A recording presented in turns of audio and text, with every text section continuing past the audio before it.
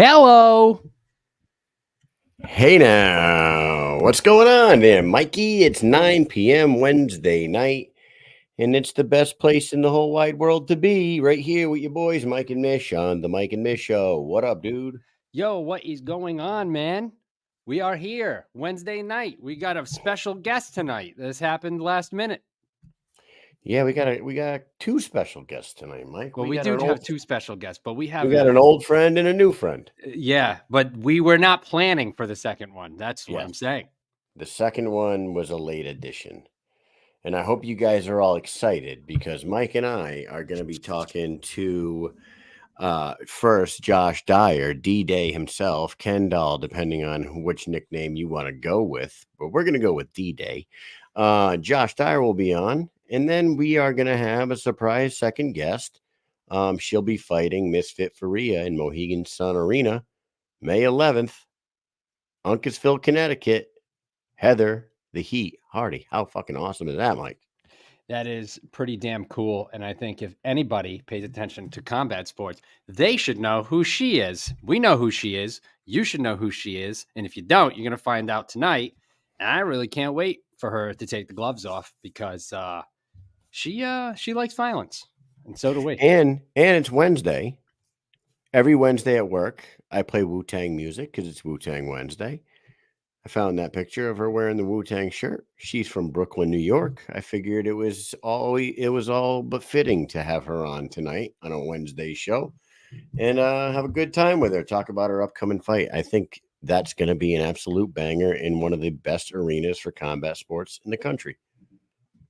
Oh, dude, I can't believe it's gonna happen because we've done a few watch parties now at Tom's, and I've pointed over to those doors at the arena, and said, "We're gonna be walking in those doors before you know it." And BKFC is gonna be in there, man. I just can't wait. I cannot wait for this. I'm going to shoot Josh a quick message real quick. He has the invite. He has seen it, but he hasn't responded yet. We could shout out our sponsors right quick and then play a little video before we bring him on. Why don't we start off with our first sponsor of the night? You see it on my shirt tonight. You always hear me speaking highly about their products. The Bucked Up supplements are fantastic. The Bucked Up energy drinks are delicious, sugar-free. Get yourself to buckedup.com. Use promo code Mike and Mish 20. And I promise you, you will enjoy their products. If you love the gym, if you love energy drinks, but you don't want to eat, you don't want to intake no dirty bullshit supplements or drink sugar-loaded energy drinks, then Bucked Up is for you. Get over to buckedup.com, use promo code Mike and Mish, and Mike and Mish 20. 20%, You damn can it. get 20% off your total purchase. We got Dynamic Life. Come on. Dynamic Life, sexual health, weight loss, and anti-aging. Retake control of your life by reaching optimal health. Visit www.livedynamic. That's livdynamic.com. It's the only online platform where you can become a patient in under 20 seconds. And visit their Instagram at livdynamic. That's LIV, no E, dynamic on Instagram. And get over there. Get it done. Who the heck doesn't want to be healthy and have a fantastic sex life and then get bucked up and work out and go to the beach, look good, and tell people like, Look at this. Look at this. Oh man. Angry babies Look at out. that, the angry baby. Yep. All because of Bucked Up, guys. I'm telling you, I love the products.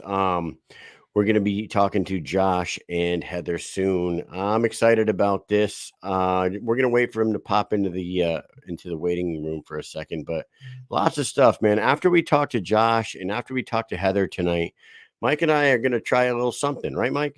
Yeah, we're going to do a something? little thing, a little something that we're probably going to do from now on. We'll cover just a few things over the week. It's going to get better and better, but just some BKFC news outside of the ring, people who are doing stuff, maybe some sporting things that went on. You know, this past weekend, there was a bunch of stuff that happened. So we're going to do a little bit of something we want to call outside the circle. You get it? Outside the squared circle.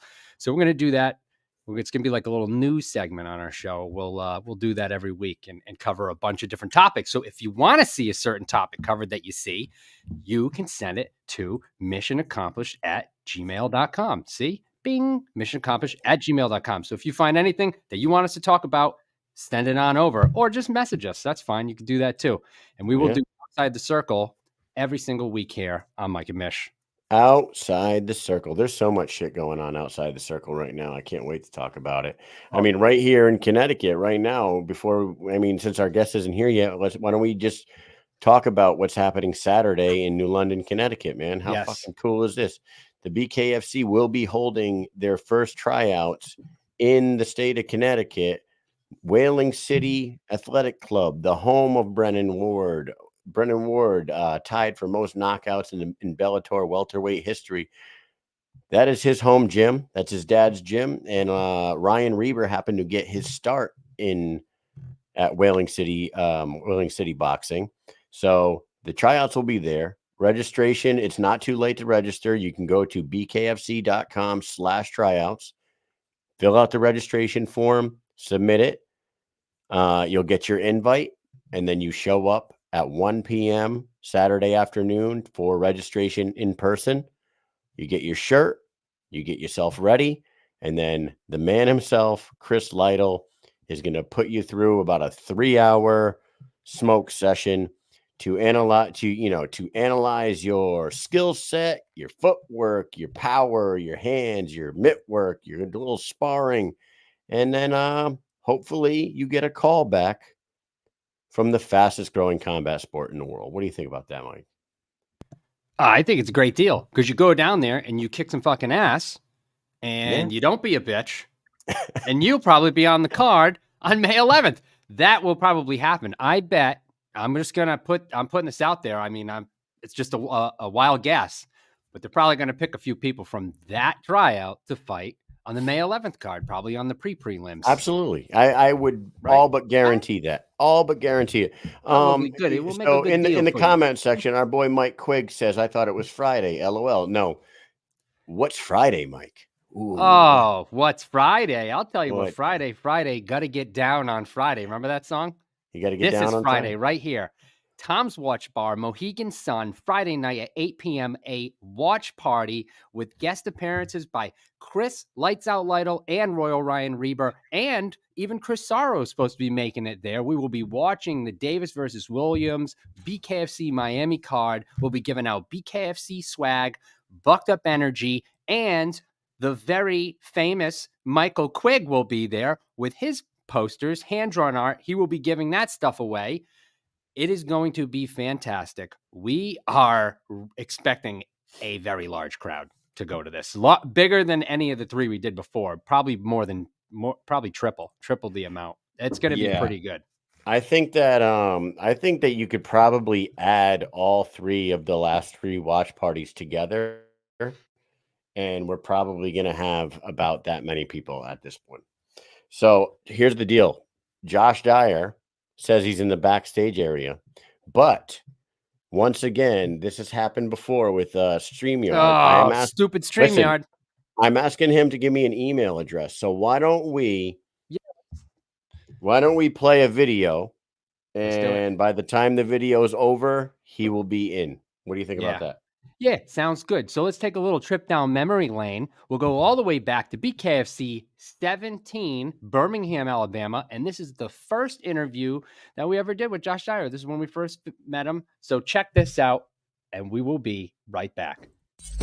All right, what's going on, everyone? We are back on. It is BKFC 17, Birmingham, Alabama. I'm here with Josh D-Day Dyer, who will be fighting the juggernaut Lorenzo Hunt tonight in the People's Main Event. How you doing, Josh? Hey, doing really good. Just happy to be down here in Birmingham, Alabama. I'm from the South originally, so it's nice to be down here and smelling the fresh air, hearing that Southern accent. Yeah, it's nice, man.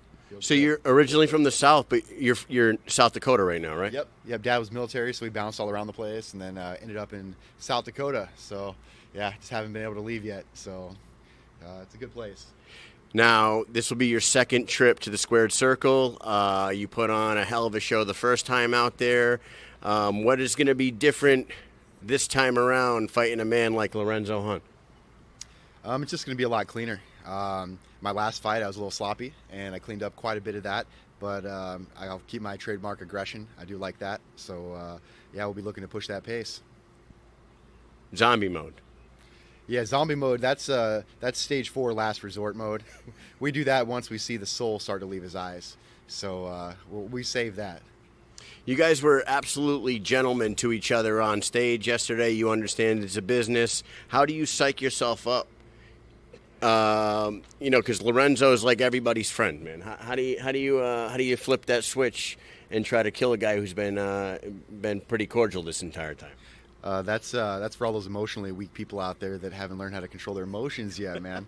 This is business. I'm here to collect a head, man. Put it on the desk of Dave Feldman and be, all right, bud, send me the next guy. Who you got? We're going straight to the top. Lorenzo's a great guy. I love him. He's very intelligent, very explosive, just a very, very good athlete, and someone that I really have been looking forward to fighting because I think we have a lot in common. And he is very intelligent. He knows what he's doing, and he follows strategies very well. And he knows how to get into people's heads as well. And that's something that we both have in common. So I'm looking forward to this one big time. Now, is bare knuckle your thing from this point on, or you dabble in mixed martial arts, boxing, anything else, or is it bare knuckle and only bare knuckle right now? No, I'm not too picky. I do enjoy bare knuckle. I think it fits me a little bit better for what I like to do. I love busting people up, and smashing these hands into dudes has been my most dangerous weapon. But I'm not too proud to go to the UFC and try to sneak in one of those $75,000 knockout bonuses. So yeah, I'm open to things, but I do enjoy bare knuckle the most. Well, who doesn't like $75,000, my friend?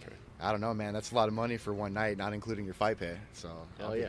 So you said that your dad was in the military. What branch was he in? He was in the Air Force, and he met my mom in South Georgia, and then we ended up moving to Alaska, then New Mexico, and then got stuck in South Dakota for a while. Now we're planning our escape, but I don't know. Probably going to be stuck there forever. South Dakota doesn't like to let people leave. And you didn't want to follow in the family footsteps and go military? You know, that was the original plan. I wanted to be like my dad. He was always my hero. I thought he was like the coolest, strongest dude in the world, extremely badass. And, I did a little bit of Air Force ROTC when I was going to school. And after a couple of years, I realized that it just wasn't really what I was looking for. So I ended up changing things a little bit and pursuing a different area of life. Well, we really look forward to tonight. Anything you want to say before we let you go, finish up your day before your big fight tonight? No, just make sure you catch this one. It's going to be a really good fight. I mean, to anybody that enjoys bare knuckle fighting, this fight is going to be the fight that people are here for. There's a lot of good fighters on this card. I mean, there's tons of guys that make it worth the money anyways. But this is going to be a fight that you're going to wish you saw live. So just make sure you catch this one. And yeah, we'll be looking to put on a show tonight. It's a must-see. Absolutely do not miss it. BKTV app. Pay the money because it's the best money you're going to spend for the fucking dollar amount. You get the best sport on the planet right now. Thank you very much, sir. Absolutely. Good luck tonight. Frank Dukes. Everybody. Out.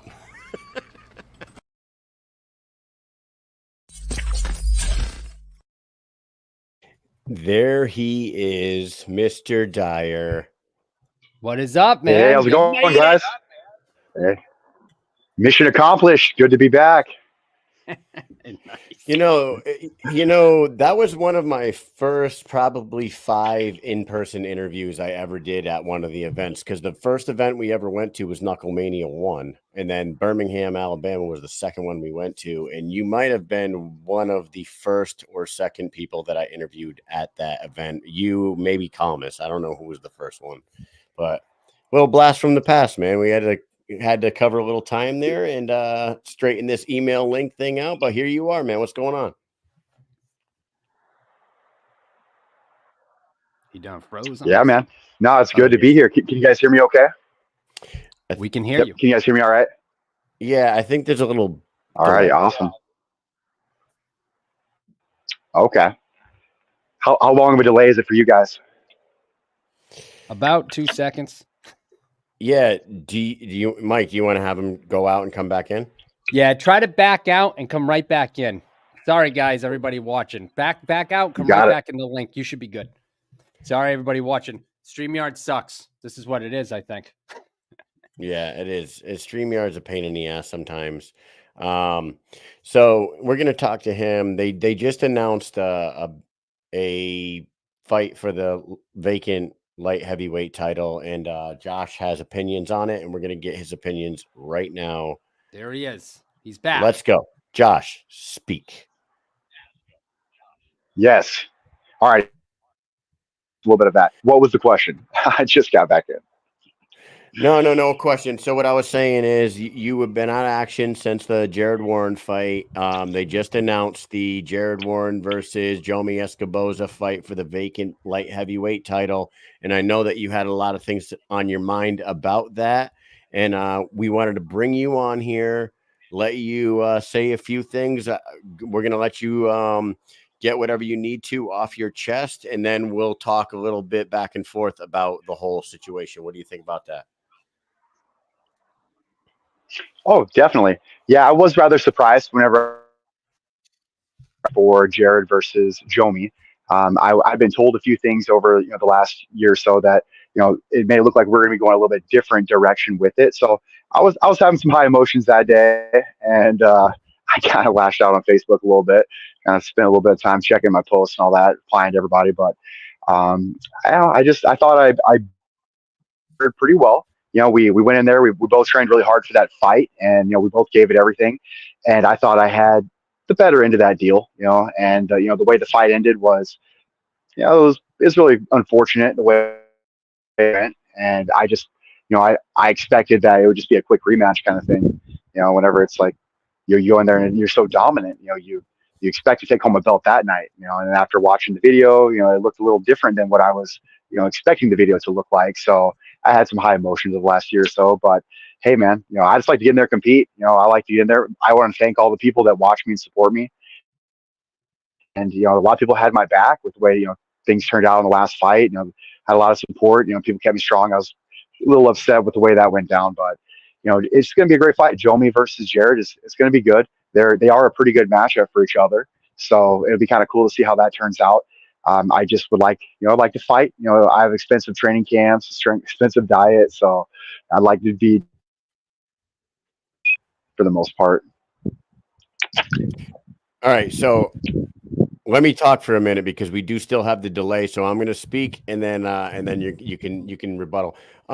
So you did calm down from the day they announced the fight. You were pretty fired up, and it seems like you have dialed it back a little bit. And I was going to tell you, like, you can't really be mad at the logic that the BKFC used when you look at the track record of Jared and Jomi right now. Jared is 5-1-1 in the last 2 years, and Jomi has only lost one time ever, and it is to Jared. So unfortunately, on your record, you do have the 2 no contests in a row. And when they're looking at it from a matchmaker perspective, unfortunately, they didn't give you that rematch. But since they did not give you that rematch, and now that the title is vacant, they do have to do something about that vacant title.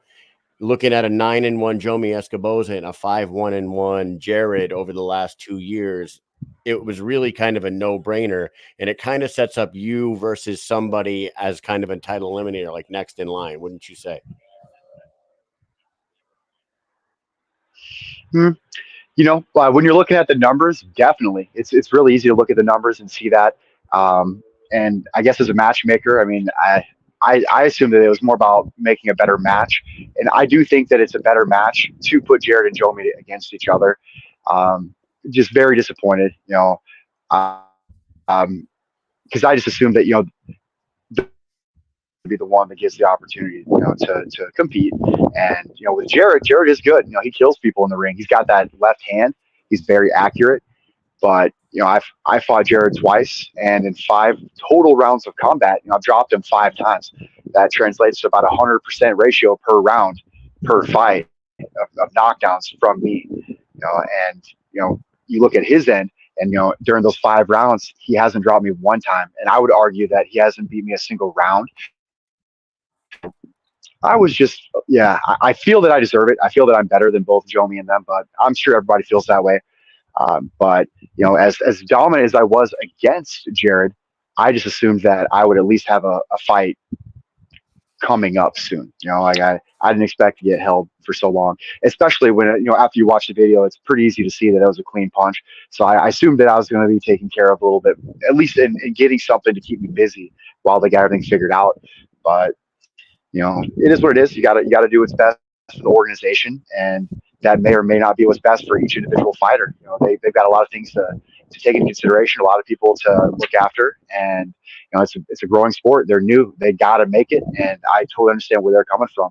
It's just got to understand where I'm coming from as well, and it's hard to pinpoint exactly how to feel. But I love BKFC. I love what they do. I love how they get after it. We could stay a little busier. I'd like to be able to get in there and fight. I'd like to stay very busy. I'd like for this to be a full-time job. So that's just what I'd like to see is more opportunity. We talked about this last week, and we've talked about it to each other too, like behind the scenes. And it is a bummer that we don't get to see you fight more often. And I originally thought that they were going to run that fight back with you and Jared, like pretty much as soon as Jared was ready to go, right? Let's run it back. But he ended up on the other card, and then you didn't get a fight. So that is a huge bummer. I definitely would like to see you in the squared circle sometime soon. There's no talks at all about you going against anybody anytime soon, anyone at all, any names that you have on the top of your mind that you want to get out there and maybe catch their eye, catch their ear, be like, hey, listen, let's get this done right now. Maybe start something here, I've just had my eyes set on that championship for so long. I just that's been my goal. I've been wanting to chase that. Individual guys to fight. I don't really have anybody that jumps out to me. I just take whoever. I've said yes to every fight that I've ever been offered, and I just want to stay busy. I don't really care who it is. I just don't believe that there's anybody that can really hang with me except Lorenzo. And with him being out of the division, I'm very grateful for that because he sucks to fight. And anybody who thinks that that's not the case is like I was before I fought him, very dumb. But you learn a lot by fighting an athlete like that and who has studied his craft. He can reveal a lot of stuff. So that was a little blessing and an ass whooping that I took from that stud. But yeah, I don't really care who it is. You Everybody wants to fight Mike Perry. You want to get like Conor McGregor in there. Anybody that's got the big following, so you can creep up there. But I don't know. I always thought there was a Alves would be guy. fun. Because like growing up. Oh, you got that delay. What's that? So there was a guy that was calling you out, but unfortunately he just took a loss against Jomi. But maybe that fight can still be a fun one for them to book, you and Isaac Doolittle. I know that you and him were having fun with each other over social media. Isaac called you out in person with me when I was out in Salt Lake City, maybe. I can't. One of the cities I was in, I talked to Isaac. He wanted you. You and him were going back and forth with some fun shit on the internet, and you seem like you're pretty friendly with each other, but you also enjoy punching your friends in the face. So would that be one that would still interest you, even though he is coming off a loss against Jomi? Oh, definitely. Yeah, and I think he deserves it. Like he's put in the work and he's earned his spot in that. Now, I've been waiting for my opportunity to step in the ring with him for quite a while. He's a very dangerous fighter on the inside. And if he can get in there, he can do some really good work. And I'd like to see him get in there and do his thing. And no offense to anybody else, but Isaac, he was dealing with a little bit that night. I would like to see him be officially healthy. Step in there and really be able to show what he's capable of. But yeah, and hopefully we can do that together at some point. He's got that tough spirit. He's got that strong jaw. It's a very good looking jaw, if I might add. And yeah, he brings it. He's a good son. He's smart. He's witty. He's got great comebacks. It's fun to bullshit with him, and you can't ever be mad at him. You find one dude that can stay mad at that guy, you deserve an Oscar because he's just too slick. Him and his girl, they're a great couple. Jessica Lange, yeah, those two, they're probably my favorite bare knuckle couple ever. They just get after it, and they got each other's backs, and they each are smart in their own ways. And she's over here fixing shit. I was like, I'd be very happy if I could wake up and have my freaking vehicle fixed. I'm like, God damn, like you already got yourself a sweet girl, and I was just fixing the vehicle for you while you're sleeping. I'm like, that's quality, That's bro. amazing. I know. I haven't found that yet, but I'm open for taking some tips. So yeah, I wouldn't mind stepping in the ring with him. But yeah, other than that, I just want to get in there, man. I want to be able to smash some people and put on a show.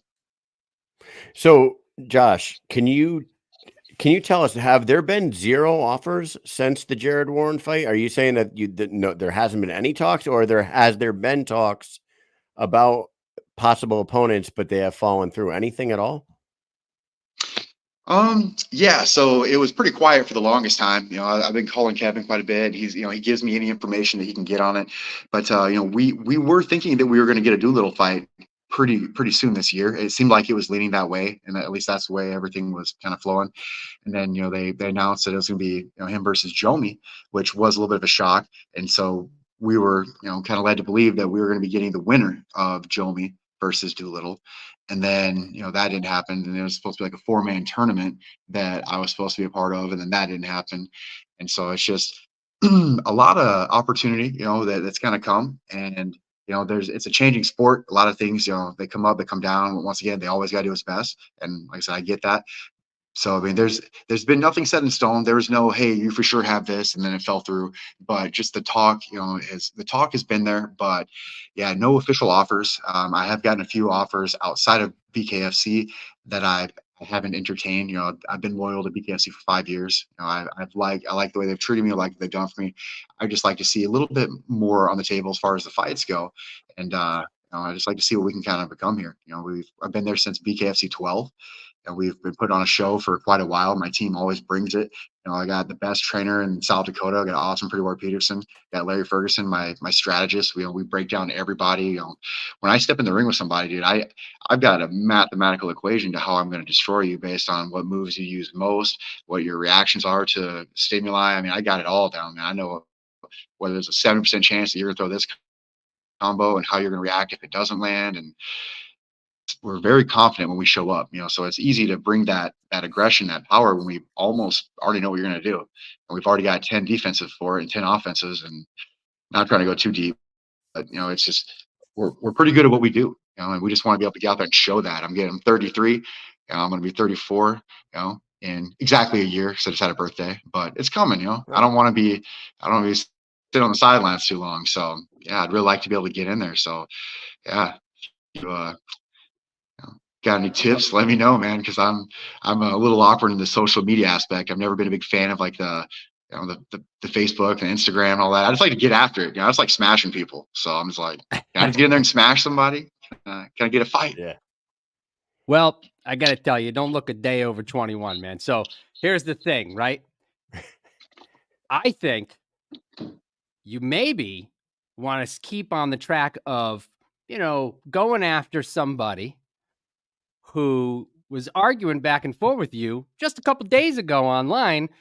And I don't know if you want to call Jared your arch nemesis right now or what, but his stablemate, the middleweight champion, Dave Mundell, and you went back and forth this week. And, there was some talks going on. And I got to tell you, man, it's not really a fight I ever really thought of before. I don't know if it's just because you guys weren't really in the same division, kind of. I don't know. I just never thought of it. But then when it happened, I was like, oh my God, it's like a beautiful fight right here. That's a perfect one, I think. What do you think about that one? I don't think it would be as entertaining as everybody thinks it's going to be. I think that I would take the fight in a heartbeat, but I just don't feel that it would be doing bare knuckle any favors putting me in there with an established champion already that's got such a pretty record. But yeah, I was expressing some displeasure with some of the decisions that were being made in the bare knuckle realm, and he'd hopped onto one of my posts and accused me of being a liar, and didn't think that I really had a non-compete that we sign when you fight for a title, and just things that a champion should know. You should read your paperwork that you're signing. Before you even get to fight for the title, you sign a non-compete for 2 years. So I was really counting on bare knuckle to be able to take care of me. When you sign a non-compete, you're kind of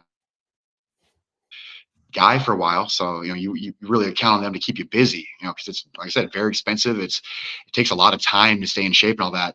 But yeah, so Mundell hopped on there and just started acting like a fool. And I was like, I thought he was cool up until this point, but the fact that, he didn't have my back in this situation, I'm just like, come on, man. Like, I bring it every time. I say yes every time. I've never said no to a fight in my life. And I'm very unhappy with the call they just made, because I believe they have two people that are not the best fighters in my division competing for a belt that I believe should be around my waist already. So it's to me, it's already too late. Like, I'm already past that point of being upset, 'cause, like, I believe it's mine. And like, I envisioned having that around my waist for a very long time. And uh, whenever I wouldn't describe him as an arch nemesis. I mean, Jared and I have always been cool, but the thing that just tweaked us out a little bit was just whenever he, blocked me on Facebook. Like, I was messaging him like, "Hey, man, like, when I went over to your corner when you were injured in our fight, I said, hey, man, if you're truly injured, take the no contest. The offer's on the table. The ref gave it to you. Like, don't feel like you got to be a man and come back and fight me if I indeed did foul you." And at the time, I thought that's what I had done, because that's what the ref had told me. After viewing the clip, I was very convinced that it was not an illegal strike in any regard. So, I just expected that just be something that came a little quicker. But, the fact that Mundell was there, he watched me beat the living daylights out of Jared. Like, there wasn't 1 second of that fight where Jared was winning.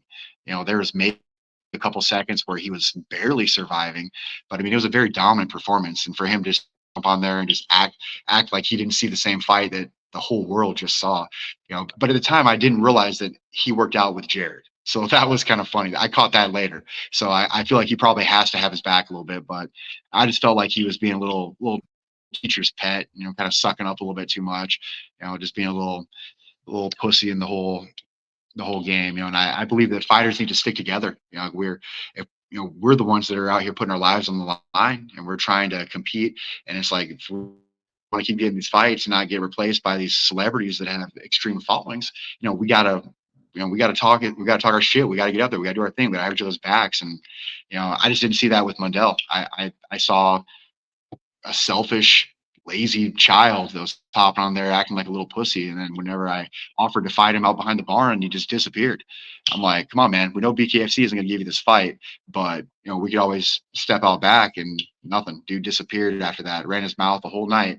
And then as soon as I made the offer, dude's gone. I'm like, exactly. I'm like, it is what it is. But I don't want to push it too hard. I don't feel that it's a fair fight. I feel that I'm too big for him. I feel that he's a very small man and a very small 75er. So, like I said, I feel like I'd be taking advantage of the system stepping into that weight division. But like I said, I will do it. I'll sign the damn contract. But I feel like a bully. Like, I'm not. I hate bullies. And fighting Mundell, I feel like I'm being a bully with him. So, I'd rather fight someone that's closer to my size, a little bit better on my level, that can take my punches, that doesn't get dropped by Mike Richmond's half-loaded left hand that he clipped him with instantly. I want to see somebody that can take a real hit. And not that Mike Richmond can't punch, but he sniped him with that left after it was like half extended, dude. It couldn't have had more than 50% power. So I'm like, I know that Cowboy's got a weak chin, so it is what it is. If they want us to make that fight, I don't think it'll be a banger. I think it'll be over within 2 rounds if he's lucky, and 1 round if it goes according to plan. And yeah, that's that one. But like I said, I'm just out here to compete, man. I want to entertain people. I just want to have a good time. I want people to watch this sport and be like, holy shit.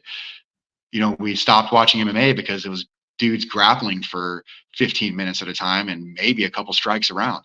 Like, nah, you watch me, it strikes every couple seconds nonstop the whole time, dude. We don't stop. That's the way it goes. The way a sport should be. You're out here to entertain a crowd. They're here to watch you because this is bare knuckle. This is supposed to be the most entertaining sport in the world. So you got people out here like trying to like hide behind their grounds and win a decision. It is. It's the #1 combat sport, growing combat sport in the world right now. It is nonstop action from bell to bell. And, starting 3 feet away from each other helps that. Squared circle helps that. And we want to see you back in there, dude, whether it be Isaac Doolittle or Dave Mundell. Either way, Kevin, get on the horn. get with these guys. Let's book one of those Get fights, this man a and fight. let's get this man a fight. Josh, thank you so much for coming on. Is there any last words you want to say before we let you go? Got that delay. Go ahead. Yeah, I just want to say, hey, thanks for having me on again, guys. You guys have been with me since the beginning. You guys are an awesome show. I watch as many of your guys' episodes as I can. You guys are always killing it, man. You guys do a lot for the fighters. You know, I'm excited when you guys throw out invites. I want to be here. You know, you guys always have the best viewers. You always have the best questions. You guys always have the best setup, and it's great. It's fun watching you guys show up to the fights. You know, you're not just dudes halfway across the world recording stuff. You're there, man. You're there. You're everywhere, and it's really cool. It's like I feel like you're celebrities. Like I'm watching you on TV, and then I'm seeing you in real life, and I'm like, God, I gotta like ask for these guys' autographs. I'm like, feels cool being like with these guys in person. Yeah, all right. All right, man. Josh, Thank you you, are Josh. the man. Really and appreciate that, man. I'm telling you, we have been there for a long time My together, pleasure, and man. I thank you so much for coming on. Mike, do you have anything else for Josh? Like I said, thank you so much, Josh, for all the kind words. We love you, man. You're great. You're like he said, you were like the second guy we ever interviewed back BKFC 17, like face to face. And you know, you could say you broke our cherry, I think, maybe. You know what I'm saying? So listen, can't wait to see you fight. You got to get back in there soon. Man, I would love to see Mundell, but hey, I think you're next up for the title either way because the title fight's happening. If it's that long, you're next up for the title. Thanks for coming on. For everybody watching, next up, Heather the Heat Hardy. Take it easy, Josh. We'll have Heather in 2 seconds. Absolutely. Take it easy, guys. I want the 135 division. I want to go up there and get my knockout. I think at 135 division, I'm not gonna have to cut weight, and I'm gonna have a lot more energy, a lot more explosiveness, and a lot more power. You know, so the 135 division, I'm coming for you, and I'm gonna be champ, and I'm gonna be pound for pound. Yeah. Katarina, No. hey, she seems pretty aggressive and pretty like she wants to come in here and do something. So that gets my attention, and that makes me want to work harder. That makes me want to show my dominance a little bit more. I want everybody the best in the world, the toughest fights. So it makes me want to get up and run in the morning. It makes me want to get up and push myself to another level. No, it would be Cyborg, Heather Hardy, Katarina, and then Jod. I do want Jod though. I do want Jod at like the end of the year or something. I do want to fight her. Like I like her following, and I want to defend my 125. This is my sport. Well, let's see what I do with better competition. That's where I'm gonna say, okay, I'm the best in the world. I just want better competition to prove to myself. You know, to where okay, I can beat this person, I can beat that person, but I want to beat like Heather Hardy, Amanda Serrano, Chris Cyborg. You know, somebody like that has a lot to lose, a lot of experience, and I get to prove to myself that I can hang with that.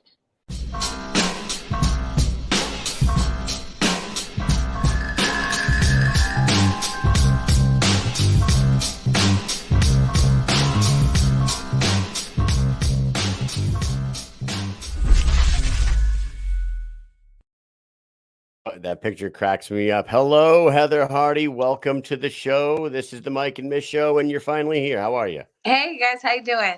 What is up? Welcome.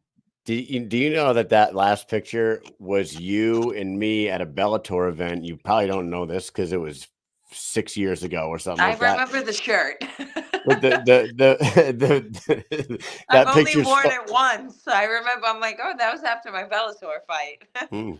It's so funny because I look terrified in the picture. It's Ah. hilarious. Well, welcome to the show. Thank you for coming on. Thanks for having me, guys.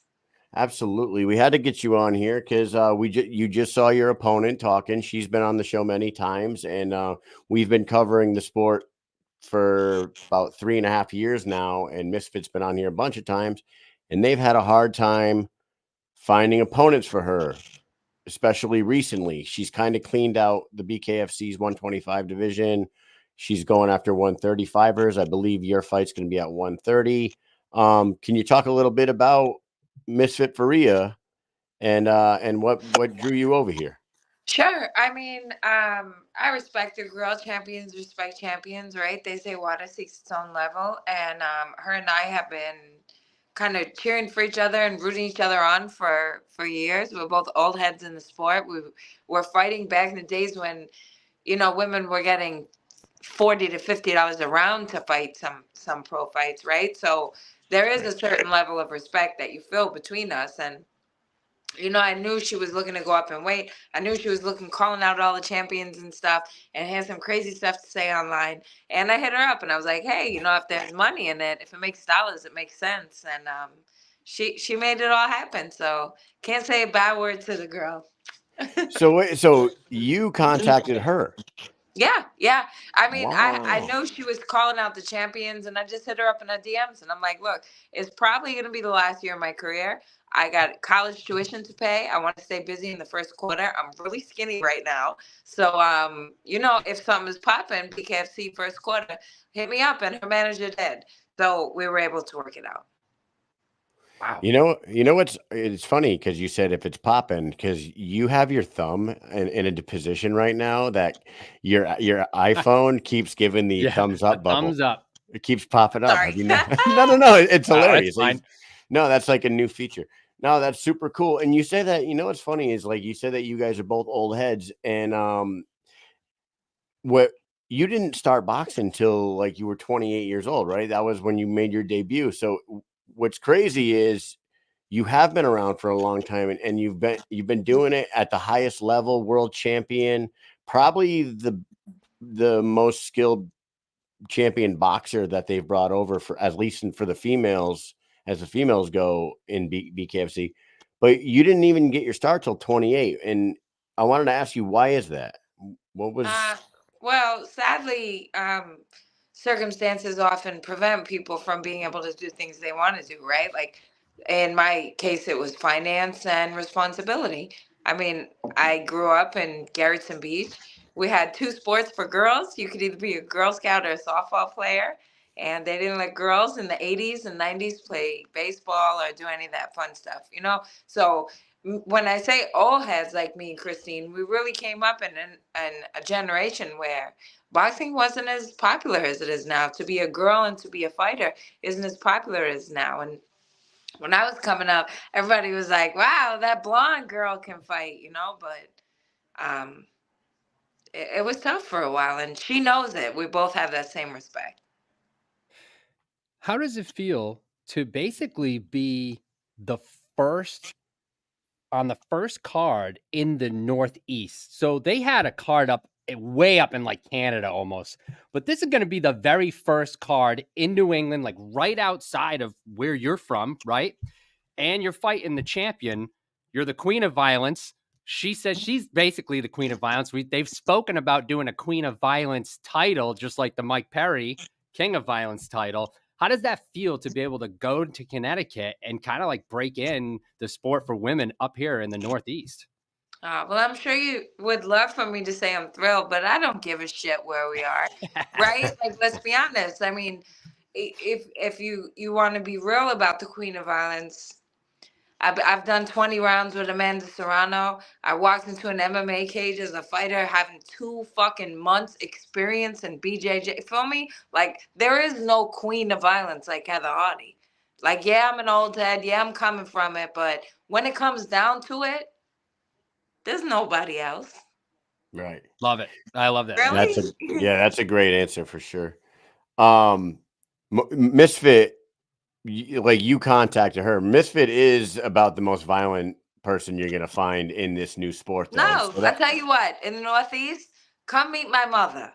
You find one bitch tougher than my mother, I promise you, then I might be scared of her. I ain't seen one yet. With or without the wooden spoon? What? You're right. I am Irish.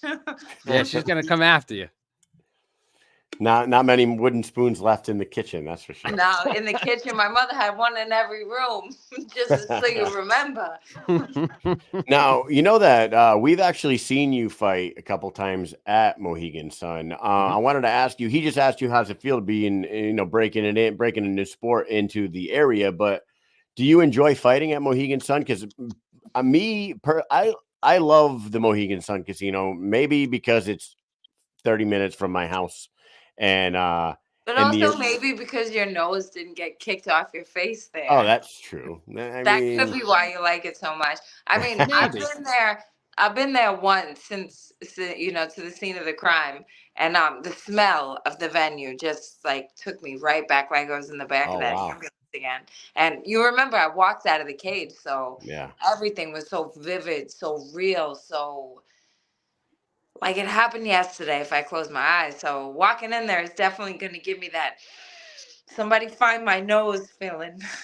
Oh, a Oh, little damn. PTSD. Oh man. Yeah, you bring that up. That must have been a fucking rough night because the kick was incredibly hard and like perfectly landed. I still have a headache. The Warhorse. What was her name? I know her nickname was Warhorse. Was it Was it Warhorse? Fuck her. I don't fucking know. Don't say Yeah. her name. All Then right. you ruin my face.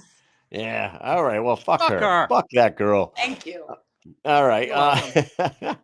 So are you gonna have a big crowd out there, Brooklyn to I'm sure. Mohegan I mean, Sun? this is a debut for a third sport, right? For the old Yeah. lady bringing it home. And I'll be honest, like, it sounds like an underdog story, but everybody who knows me is just wanting to see me bring that title home, you know? Like, this is a true story and a beautiful story.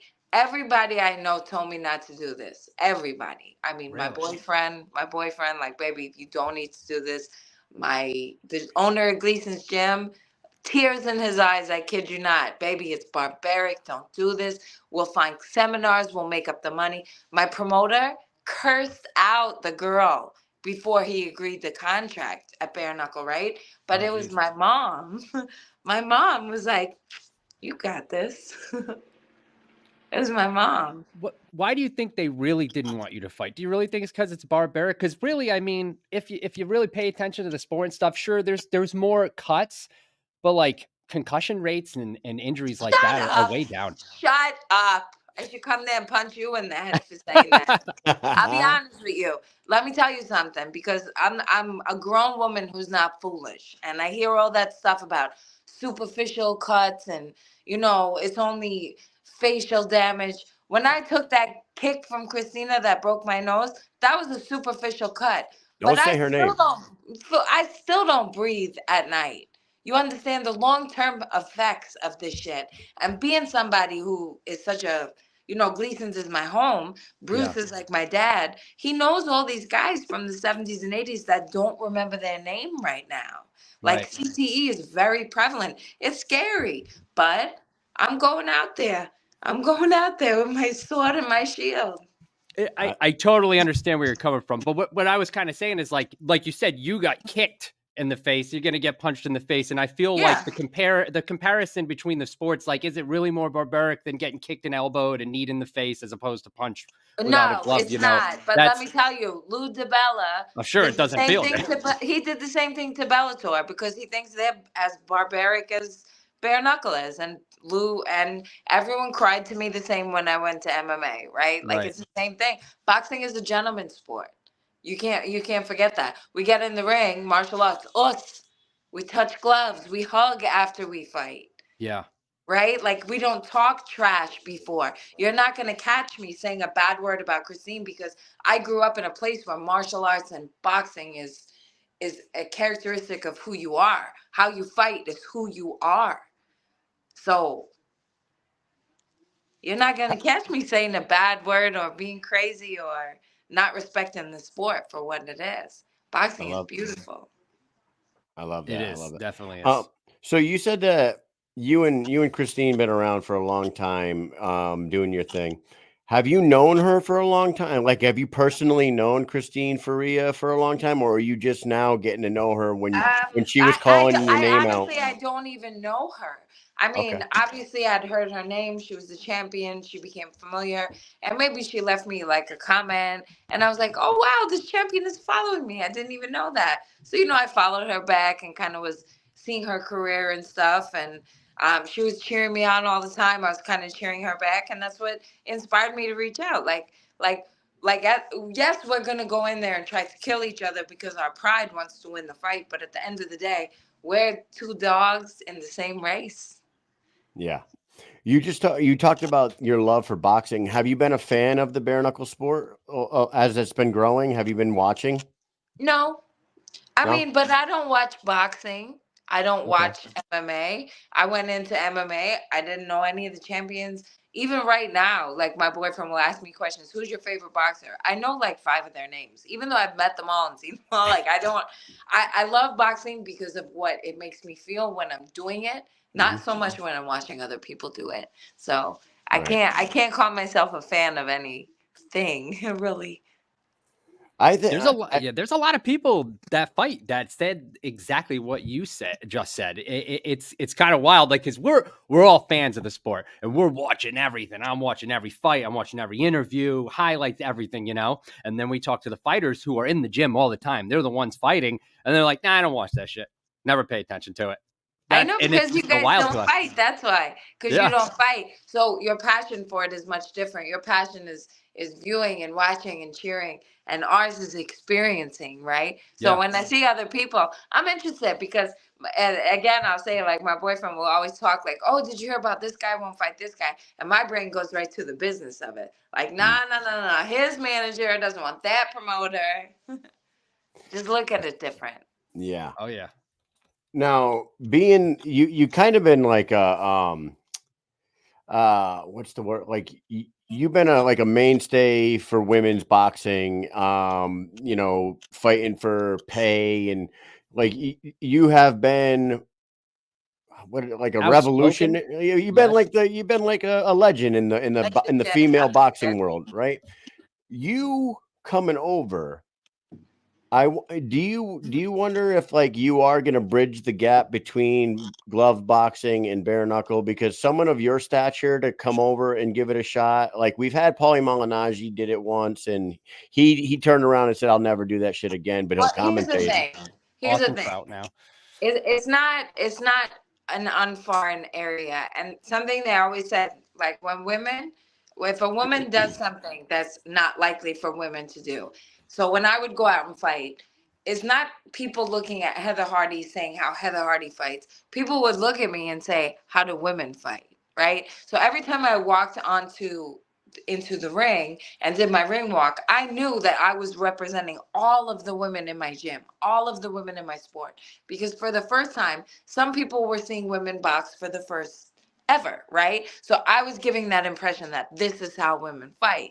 I feel the same way when it comes to me coming to bare knuckle, right? Like I'm representing all boxers. This is more than just me beating Christine or me winning a title or me winning another fight, right? Like this is me saying, just like I did at my MMA debut when I knocked out that girl in Madison Square Garden, I opened the door and said, "Come on, guys, it's safe.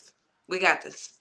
I Right? love that. Yeah, I love hearing that because I mean we have Austin Trout came over and won a title, but there's been very few like Actually, success. Callista Segaldo, who Yeah, you Yeah, I fought, fought her. and so did yep, Misfit. She did come over for a fight, but she just didn't one. come back. Yeah, yeah, but like I was saying though, like Austin Trout is succeeding. Um, but the other like successful champion level boxers have been kind of like one and done in the sport. They've come over, did their one fight, and then they went back and they never came back again. Well, I'll give you the God's honest truth for 2 of those, and this comes from a fighter's perspective, but also me as a manager and advisor and a promotion, right? 2 reasons why fighters don't come back. A, the money ain't worth all the shit that you go through, right? So you balance your purse with what the promotion put you through. Feel me? Everything from flights, hotel rooms, purses, I mean, how they took care of you for the week, how you felt during the fight, and then add on top of that the bruises, the injuries, right? It all comes down to what the money is. So people walk away. It's not because they don't like the sport, it's how Right. they're being treated. How do you feel? We're all professionals. You like to see us like we're animals, but we're really just professionals trying to like, feel me? Take care of our family. Even that guy who was on before me, who was talking all crazy about that other guy, at the end of the day, he's gonna go home to his family and go to bed. That Mm. guy don't really bother him that much, I hope. Yeah, Well, no, that last guy is just a little. He's a little disgruntled about a few things that have happened. Oh, really? He had back-to-back no contests, headbutt. I don't want to know, but Yeah, I'm just saying, it's a long story. I don't carry those feelings like it's Yeah, business. No. we're hoping that now, like because BKFC is so early, they're only 5 years in right now, and now they're getting the bigger names. Heather Hardy's and Well, Mike Perry's are coming I will over. tell you this. Jules, who's running the women's department, Yeah. has been one of the easiest people to work with. I mean, Nice. not just because it's easier, because I managed my first 17 fights as a boxer, right? So like making those phone calls as a woman is hard enough. So being able to make those phone calls to another woman was very nice. But the way she handled business start to finish, I mean, I've been in this business a long time, and Bare Knuckle did the right thing hiring that lady. I mean, she's She's got that Southern charm, I'll tell you. but she's a real one, Yeah. like some women are real ones. And you like I said, water seeks its own level. Like it takes a real one to see a real one. And that lady, she works hard and she's doing the right thing, and I hope they do right by her. She worked her way into that. She earned that spot because I could tell that just by how she does her job. I really hope they take care of her. Yeah, I believe they do. I really do. And it's a pleasure to sit down and talk to her and stuff when we're at the events for breakfast. We'll sit down and chat with her about what's going on. She was like just a few years ago, just on the internet, kind of just, you'd see her in the chat. She's commenting, doing this, doing that, trying to manage. She was everywhere. And then she kind of faded away a little bit. And I said, oh, where the heck did Jules go? And then she worked for BYB and she came over to BKFC and she's been here ever since. And I haven't heard a bad thing about her. Yeah, great. She closed the deal, so hats off. If this is as successful as they hoped, she closed the deal, and not many people could finish a phone call with me, let alone close a deal. Awesome. So this fight, okay, can I just ask, like, it sounds stupid to ask, but this fight is signed, sealed. You just said it's a done deal. It is set in stone, right? You guys are fighting May 11th because I mean, I think so. I'm just a dumb fighter, but I think so. All right. The only reason why I was watching a podcast yesterday and the person was like, they may be fighting May 11th. And I'm like, maybe we were fighting. Like, what? We're like, maybe fighting. There's a fucking graphic that says May 11th, Mohegan Sun. I mean, I think we are, but like, you have to, I guess, whatever they say, they say. How do I know? Well, we're excited about it. Mike and I are going to be there. Yeah, we're going to be there. Like I said, I live in Connecticut. He lives in Rhode Island. So we're pretty close. We're actually hosting a watch party for this weekend's BKFC show this Friday night at the Mohegan Sun. So it's going to be a good time. Thank you so much for coming on here. Yeah. I know that you have spoke with a lot of respect for Christine and everything like that. I'm sure you're preparing for a 5-round war with her. Have you been impressed with what you've seen out of Christine? I'm assuming the answer is yes, or you wouldn't even have offered to fight her, right?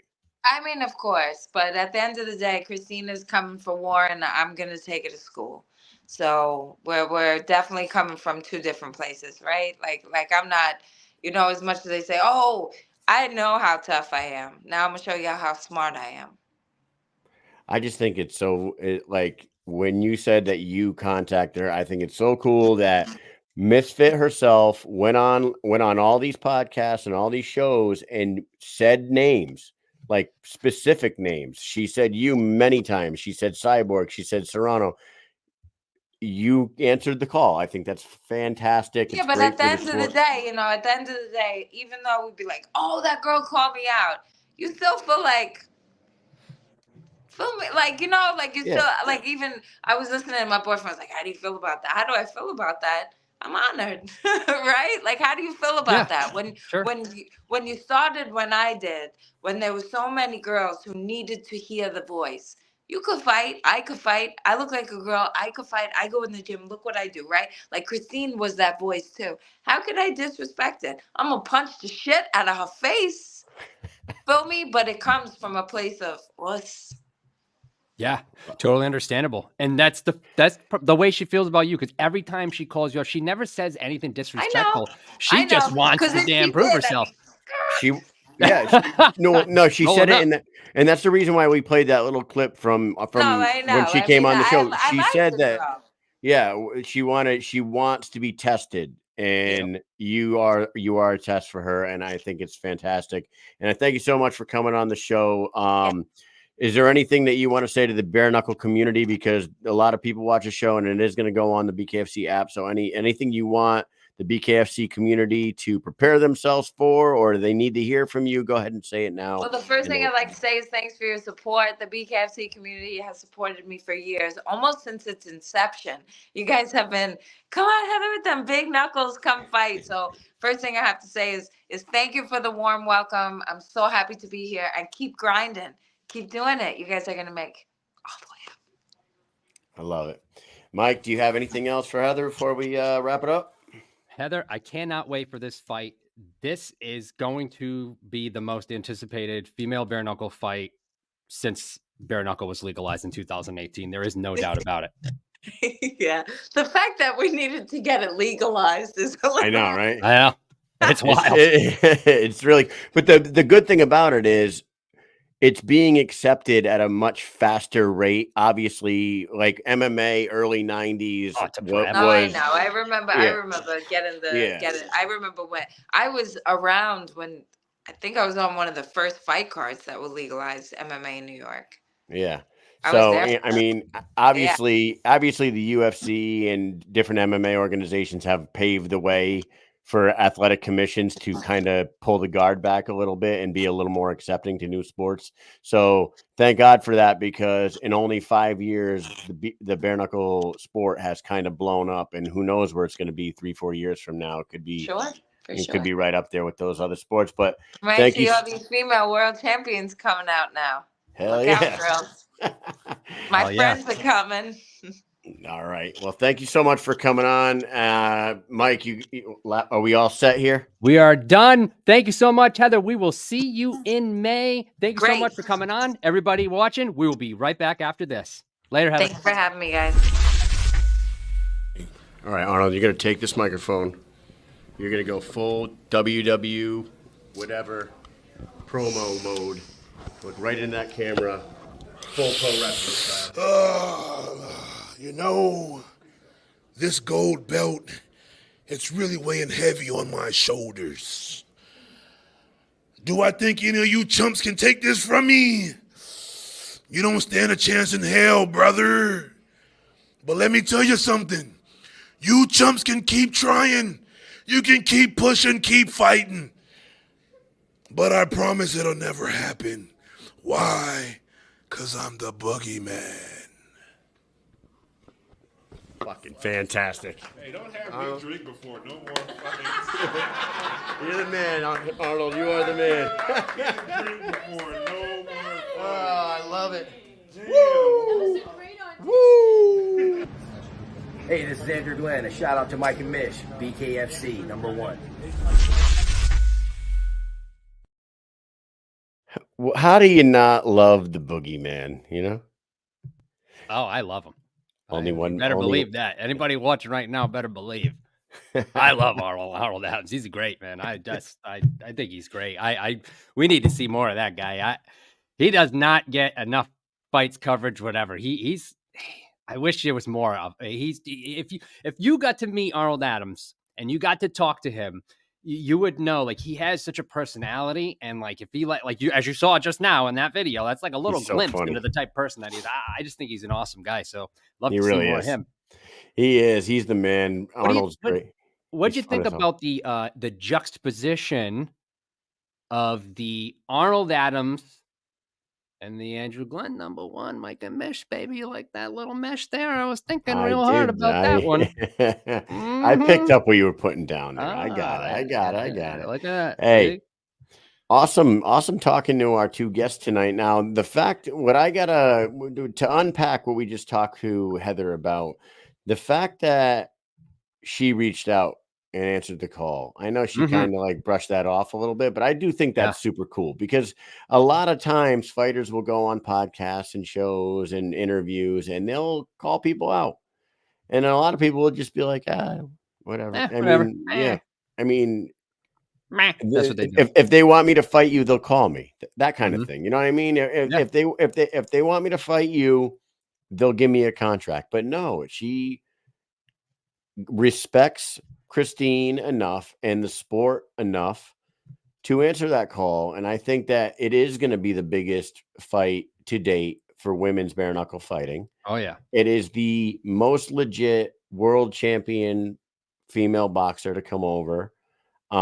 We've had other boxing champions come over. Like I said, I named a few of them, but this is the first like legit superstar female boxer to come over, and it just Yeah. happens to be one of the top three names that Misfit was asking for. I think it's fantastic. Yep. Cannot wait for it. It's gonna be great. It's just, oh man. You listen, I hate the sport. I don't want to see the fight. You know what I mean? Like, I can't say it enough how much I want to see this damn fight. I'll just repeat it over and over again if I keep going, you know? It's just going to be fantastic. I love Heather Hardy's attitude. I mesh right with it. Like, I just love it. You live in the Northeast, Kyle. Like, that's just the way You gotta love that accent too. You gotta love the yeah, accent. this is the way we talk to each other. So it's like completely like, she's like, oh, fuck you. I should come over there and punch you in the face. Like, that's totally normal behavior. That's what we do. That's the way that we speaks. And I love it. I really do.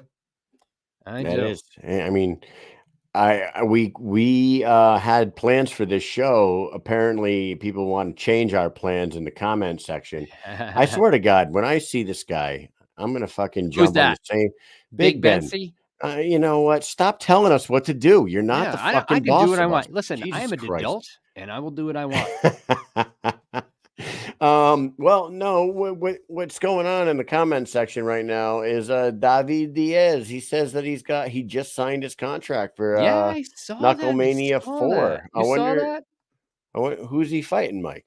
I don't know who he's fighting. Maybe you should drop it in there. Drop it like it's hot, because it is hot. Let's see what it is. Does he want to drop it in the comments, or I mean, do we? What do we do? What do we bring him on? Do a last second, like get up in here and talk? Okay, with us? David. If we bring you on, this can't be a 20-minute segment because we got to work very early in the morning, and we had plans to talk about a few other things. But I will send you a goddamn. Talk about one thing first while we wait for him. But yeah, all right, we're gonna. Okay. You start talking, Mike. I will send. Yeah. Is he saying yes or no? He want to come on or no? Is he yes or no? Or maybe or yes or not or yes or maybe or no? He's laughing. You know what? Am I not friends with him on Facebook? He said, "Miss you fools." Yeah, I saw that he was talking about selling tickets earlier. I did see it. Not wolf tickets, right? He's not selling wolf tickets. Yeah, I don't think he's selling wolf tickets. And what's good about that is that I feel like we get a little glimpse about a couple of more fights that are happening. All right, so here's the deal. I don't have him on Facebook Messenger. I can invite him, but is he going to come on? We didn't get an answer yet, or what? Yeah, 5 minutes is all I need. He said, "Put me in, coach." That's what he said. I got him. Hey, while we're doing that, let's give away a photo of Josh Dyer. Do we have one? No. Oh, we don't. I'll have to pull it up. I don't have it. Okay. Well, then we won't give it away. We can still give it away. Okay, Mike's. We have a video. We have a picture, and when we pull it up, it's the Roman gladiator himself, fucking Josh Dyer, signed by him. And all you got to do is answer this easy peasy lemon squeezy question. What was the movie that we said Josh Dyer and Zach Calmus looked like the two main actors? What was the movie? Mike and I said that Josh Dyer and Zach Calmus looked just like the two main actors of a certain movie. The first people that put that in the comment section will get a autographed photo of Josh Dyer, and we'll show it to you when we get it. Go ahead and put it in the comments. Who do we say? Invite sent. Invite sent. Invite sent. Instagram. So, that is the question, guys. The easy question. What was the movie that Mike and I said Josh Dyer and Zach Calmus look just like the two main characters of the movie? Boom. Absent-minded right away. Got it. It is Bloodsport. Frank Dukes, Ray Jackson. I even called him Frank Dukes at the end of that interview. I said I Frank know Dukes, you everyone. did. I know. I said Frank I Dukes, caught that. everyone. I caught that. The Big Ben says Dumb and Dumber. No, that is not the answer. Absent-minded, you have got yourself an autographed photo of Josh Dyer to put up in your man cave of fight memorabilia. You got quite the collection going. There it is. Boom. Josh Dyer himself, D-Day, coming your way. Now, with that said, Yep. Before we bring on Diaz, his camera is not on yet, but he is in the green rooms, just waiting for that camera to pop on before we bring him in. who do you think it is? Let's speculate a little bit before. Who do you think he's fighting? I don't know. I'm trying to think. Is this that one? Because I already know a few people that are fighting. That might, you know what I mean, might have suited him, but they're fighting. Man, God, who could he be fighting? And is it at 125 or 135? Well, that's the thing. That's the question here. That's the Chancey? question. You know, I'm telling you, that's what first popped into my head because he's been talking a lot, and we haven't seen much from him since he last fought. What 6 months ago now? It's been a little while, yeah. Hey, turn your camera on, and we'll bring you into the show. Does he have a camera or what? You're sitting in the waiting room there with the camera off, brother. Let's go. Let's turn. Oh, my camera isn't working. Okay. We're going to bring you on, and if we can hear you, we're going to ask you to break the news. Okay, here we go. David Diaz, how are you, sir? I don't think his microphone's working either. You see this? This is live show for you. Is what's going on. Well, David, your microphone and your camera don't work, so that sucks. I blame it on Big Ben. This is Big Ben's fault. This is why Ben doesn't run the show. God damn it, Ben. What'd you just do to us? Yep, just kidding. Negative 3% owner now. Yeah, you just lost it. He was up to minus. It would have been good, though. That would have been great if his mic worked. If you can get your mic working, let us know. We'll bring you back on. In the meantime, let's talk about a few things. Yeah, let's do this, guys. We're going to introduce you to a new segment called Outside the Circle. Let's do it.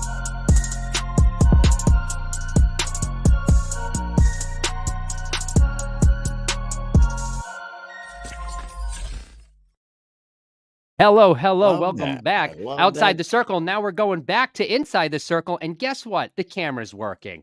Bam, there he is. Let's fucking go, perros. What is up, my boys? Tell me you don't fucking miss me. Tell me you don't miss the fucking show. There's a fucking reason why there's 17 motherfuckers in my DMs talking about I'm next. Talking about I'm getting that death. They want to get on the Necio show. They want to fuck. Why ain't they calling the top 5 out? Some of these motherfuckers got fucking 3-4 straight wins. I haven't fought in a year and a half, but everybody wants this shit. Well, guess what, motherfuckers? Lighten up, because I'm back. My eye is good, my health is great, my cardio is perfect, and my mental is off the fucking charts. Let's go, perros. We back. I love this guy. Hey, was the last time we saw you against Travis? Yes, sir. Jesus, it's been too long. What the hell? It's been way too long. That was the fighter. That was the fight of the year on the first and on the inaugural Mission Accomplished Bare Knuckle Awards. You guys won a fight of the year. And I'm coming back for another one, but it's gonna be kind of a fucking bitch having Mike Perry on that goddamn card. He's gonna have to win by knockout. Hey. So go ahead. Listen, you said it in the comments. The contract is signed. I haven't been on social media. I don't know if you've announced it on social media, but you can go ahead and let us know, and the people that are watching the show right now know who are you fighting in your return, year and a half outside the squared circle, stepping in there again. Finally, Knucklemania 4, Los Angeles, California. Couldn't be a better spot for you to return. Who are you fighting? In my backyard, 20 minutes away from my house. Oh, no way. I train 5 minutes away from there. Check this out. You know how BKFC is. They don't like me saying shit until they give me the go. But all I could say is that he's bringing all those little influencers in. He's bringing all his homies with him. So after I fuck this fool up, I'm coming for you, Sneeko. I'm coming for you, Sneeko. I see you getting in there, but I'm coming for your boy first. After I get this guy done, you guys are going to have a good time. This ain't going far. We've been training hard. We're going fucking ham on this. But you know, when I fucking fight, it is a fucking show. I ain't going into the fucking play patty cake. I ain't going into the fucking talk shit. I don't talk shit. I only react. But it is time to let this perro out of his fucking cage because I am hungry, my boy. I am Take the so leash off. hungry. So Okay. hungry. So wait a minute. So you're not allowed to tell us who it is, but can you tell me, is it somebody currently on the BKFC roster, and what weight class are we in? 125 or 135 this time? Okay, so this person, so look, one thing I want people to know, I don't get the privilege a lot of these people get. All I get is a name and a contract. They never give me, could you fight this guy, or that guy? I do not get that privilege. You know, I don't get that privilege. A lot of fighters do. My fucking third fight into this was fucking animal. There's fighters that have three, four fights undefeated, and they're not fighting these top five fighters. Why? I don't know. I'm working back to top five. This guy is not in BKFC. Oh, He's not. But I mean, I was hoping I'd get, a better fight. But hey, whoever they put in there for me, doesn't matter who it is. I'm taking care of it quick. I'm getting out of there with my fight of the night bonus. We have a big fucking after party where we will have Lucha Libre live at midnight. So everyone's invited. If you're coming to LA, make sure you tap in with this boy. I got them tickets. You could avoid those fees. Also, all of you motherfuckers are invited to the after party. There's gonna be dancers, live lucha libre, tattoos being done. It is. I'm what? showing you fools, LA. I'm Oh bringing man. you food. Okay. I'm telling you, Oh, the after party yo. isn't with whoever. The after party is with me. We got tequila bottles, women. We got everything, my boys. Just know the show is back. Woo! All right. Well, hey, and we before we wrap up, we will bring you back on, and once we Oh know who yeah. your opponent is, we're gonna get you back on here, and we're gonna talk a lot in length about it. But what weight class did you answer that? Is it 125 or 135? 135. One. 135. So After we do this 135 hit, let's see how we feel. And because I'm cutting this weight quick, so I could make 125. Let's see what's offered at 135. Because like I said, I don't got that privilege. But if they make me a good fight for 125 and they want someone to make noise in that division, I'm gonna be that guy. there it is. So what we got is we have the El Nacio's coming El back. Necio, El El Necio. Nacio, What's my name? Nacio, El What's my Nacio, name? David Diaz, David. A year and a half I wish I out, had it with me right now. far too long. Year and a half out. Welcome back. Thank you. 135er, someone Let's go. outside the organization. When are we going to find out who this person is? I'm Soon? thinking a week. I do I already did the internet, and I want to do an official signing party maybe this Saturday. So hopefully they give me the green light for it, and I'm announcing it this Saturday. All right. And Sweet. I think Mike and I might have to go to the after party, and Mike You might need coming to the after party? Mike might Oh man, need to that get his sounds first tattoo. awesome. Oh, you're Mike, gonna get a Tattoos happening here. mustache. I'm gonna tattoo a I get a mustache on you, mustache mom. tattoo. Okay. you getting a mustache tattooed, my boy? all right. I A love it, mustache, man. nice curl all the way. Whoop. Yes, sir. You already Oh yeah. know. You already know. It's got to be a mustache within Army regs, or Mike's getting kicked out. That's right. Yeah, I gotta stay in regulation. We can Can't make it touch look the real. lip. Can't go We can outside make the it. lips. Can't touch the lip. We got it. We will got you covered. We got the best tattoo artist, 138. Check them out. You got you. Love Nice. it, man. Well, thanks for coming yeah. on. Yeah, We'll get back with you soon. We'll get a longer interview with you. Thanks Yes. for popping in. Surprise guest. Surprise David guest. I love Diaz. it. Welcome back, buddy. Is there a better Love you, surprise homies. guest? I Glad love to this. be back. Glad to Yeah. be back. Thank you guys for the love. I miss you guys, and I cannot wait to fucking show you my face after, full of blood and all happy. I'll see you full soon. Let's go, Hell perros yeah. puros sur centro Los Angeles. Oh, oh, oh, oh, Man. I fucking love that guy, dude. I Can love he it. hype somebody up or what? God damn. He is something else, that guy. I'm waking the kids up. David Diaz, thank you for coming on. You're the man. We'll talk to you soon. Hey, he's back. And you know what's crazy is the last time we saw him, it was an absolute bloody war. It was I a have bloody a clip, war. a very good clip. I'm gonna have to find it and bring it. I thought I had it ready here. I tried to bring it up quick, but I don't. I gotta pull it up. I got a really good clip from Orlando. I love it, man. I love it, Mike. Let's go back. Hey, you know what we should do? I think we should go outside the circle.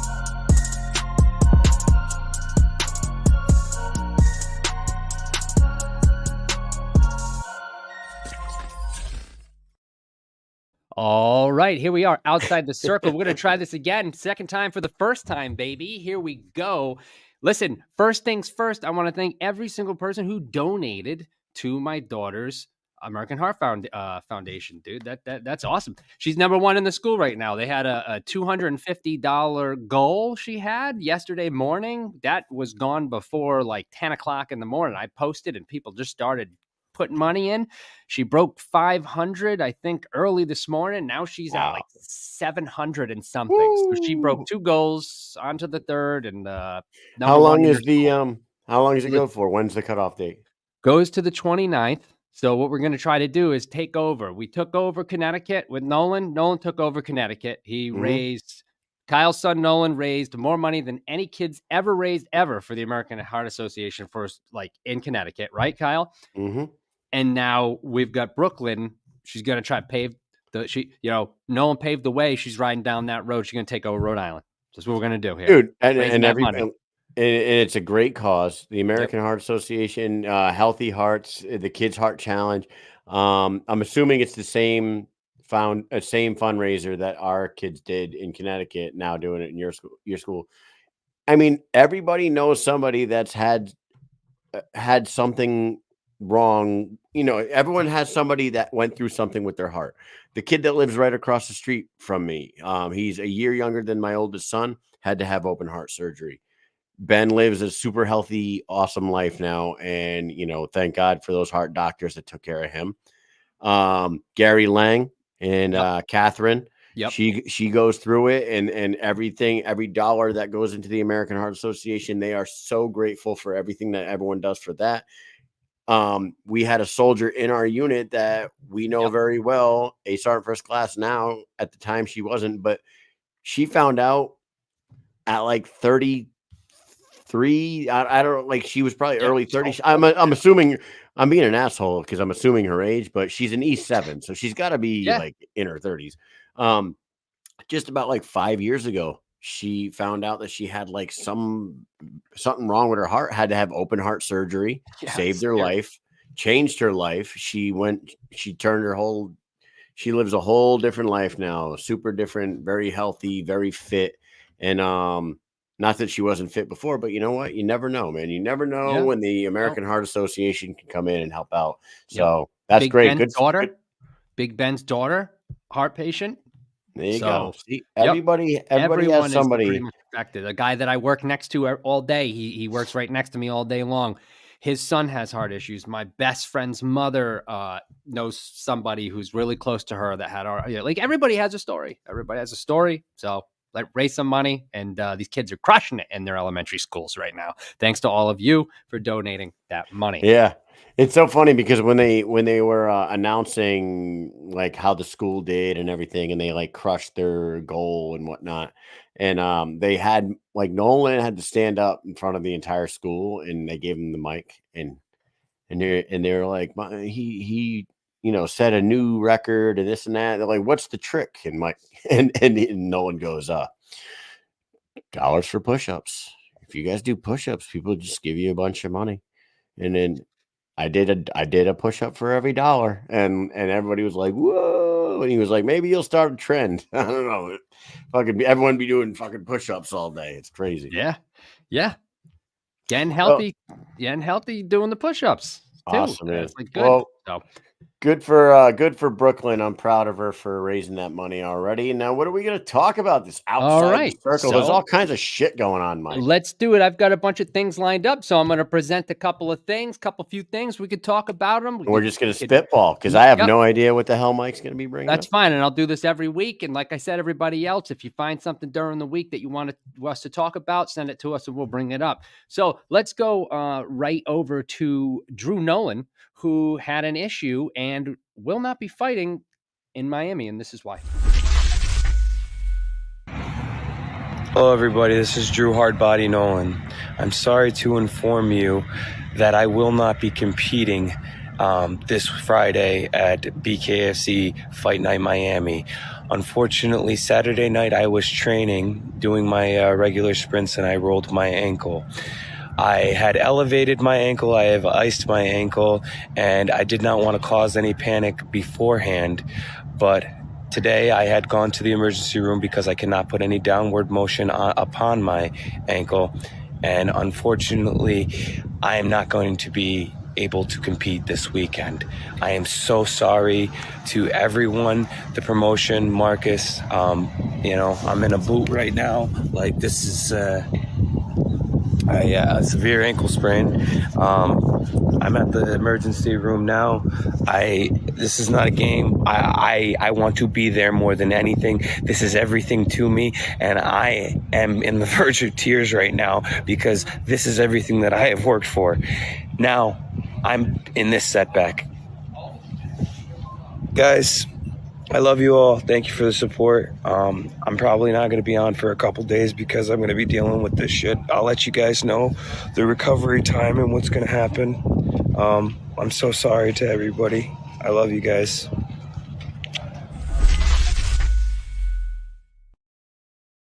So when I made this originally, I was going to say what happens now with Suarez. By the time that the show came along, there was an answer. So here is the answer. Suarez versus Williamson. They found him a replacement. So he is still going to fight on tomorrow's card.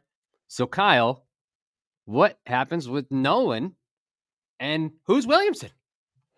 So here's the thing. Williamson, just real quick on him. I don't know much about him. I did look him up, and I know that his nickname is the Body Snatcher. He doesn't have the greatest MMA record, but he looks like a fucking Terminator. I don't like for Marcus Suarez. Shout out to him for taking. Shout out, let's go, boy, to him for taking this fight on short notice like that, because not knowing that, go, boy. exactly. Shout out, let's go, boy, to him, because I don't know who this dude is, and I'm sure we could just go on YouTube and we could look up videos for him, but I don't even know if Marcus even bothered to look into him.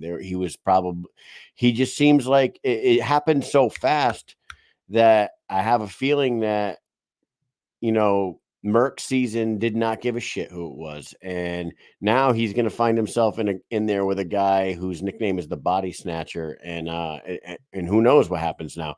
Now back to Drew Nolan. He seems pretty genuine in that video, and like, for anybody that would say that he's faking an injury to get out of a fight, I don't believe that. I don't believe guys at this level will do something like this. So all I can do, fought, and he's already fought, right? He's fought twice in the BKFC. So why would he do that? All I know is that I have had a high ankle sprain in my lifetime at one point, and it rolled so bad that it went black and blue all the way up to my calf muscle and all the way down through my toes. And you hear like NFL football players that get the high ankle sprain. I don't know how hard this ankle sprain is that Drew Nolan's dealing with, but if it's a high ankle sprain, he can't fight on that shit. You can't fucking move around. You're going to be laid up. You're going to be laid up for 2 weeks at least. You're going to be laid up for, 2-3 weeks at least if it's like a vicious high ankle sprain. Hopefully it's not. Hopefully nothing's tore in his fucking ankle or anything like that.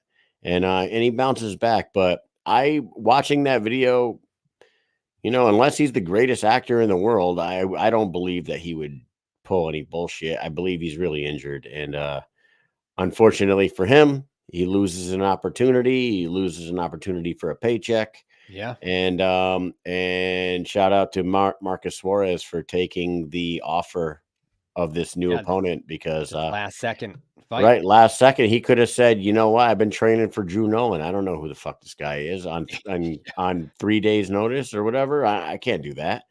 But he's not backing out. Young Merck wants to fight, and he's got himself a fight. What do you think about it? Look, I'm glad it's still Merck season. That's all I can say. I am glad that it is still Merck season. I was a little bummed out for him because we just talked to these guys and they were really excited to run that one back. We we talked when we talked to both of them. Their last fight didn't really end the way either one of them wanted it to. Drew Nolan did get happy for the win, but as he said, he was just excited because his adrenaline was going, and he finally, like, his work kind of paid off. But there was a cut involved that was accidental, which stopped the fight. So those guys are going to get to run it back, and now we won't see them run it back, I don't think. I don't know if they're going to go off and try to make this rematch with those guys again. Is that worth it for the BKFC to do it? I just don't know. I guess we'll see what happens when Suarez meets Williamson this weekend and see what happens. It's not even on the app yet. I was just looking to see if it's on the app yet, but it's not. Yeah. It's so it is happening. It is still Merc season. So we did that. Let's get to the next topic. And it is another video by Chris Sorrow. Here's the definition of a wild card. Professional fighter who's not ranked in the top 10, but he could annihilate any of those motherfuckers. On a Tuesday after work, 12-hour shift, right after the buffet. There's someone that no one in the top 10 wants to fight because they just want an easy fight. They're afraid of a wild card. Brennan Ward is the definition of a fucking wild card. Nothing grinds my bones more than that kid not getting work because no one wants to fight him. Name one person out there that wants to fight Brennan Ward right now. If you find them, let me know. I love his video. Like, he does good quality videos, man. He's a funny dude. Yeah, but it was more after that. I had to take it off. Yeah, because it has DMX on it, and we can't play it. No, but he's serious about that. And Brennan Ward, like I said, we're going to be at copyright reasons, not because we're going to be at Whaling City on Saturday, the home of Brennan Ward. Kent Ward owns that place, and Brennan was brought up there. And he's been on action. He's an absolute monster, knockout artist, built like a fucking tank. And I know that he has one more run in MMA in him. I know this, but I'm just hoping that he sees the tryouts on Saturday and he gets the itch. And Reber's in there, they're running the tryouts, he's getting the itch, and he's like, you know what, I want to do this shit because I think Brennan Ward would be fucking amazing in bare knuckle. Yes, I absolutely do. And he actually was set to fight Johnny Hendricks in bare knuckle. Right? Mm-hmm. And it didn't happen. He knocks tons of people out. Like you said, this is in his backyard, May 11th. Who better than him to come in and fight on that card? I mean, if you see my wish list today, if they're going to make Misfit, the wish list is there. I can go grab it, but I'll bring it up. He should be on that card. He should be there. He's a good local draw. People know him from Bellator. He's a knockout artist. Like Chris Sorrow said, not many people are going to want to fight him. He is definitely he's too dangerous. He's a dangerous guy. He's a dangerous guy. And like Sorrow said, he said it perfect there. He's not ranked anywhere. And he's a guy who could go in there and fight anybody in a top 10 anywhere and knock them out.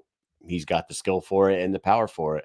And I was doing one of my wish lists because May 11th is Mohegan Sun. It's right in his backyard. He has fought so many times in Mohegan Sun.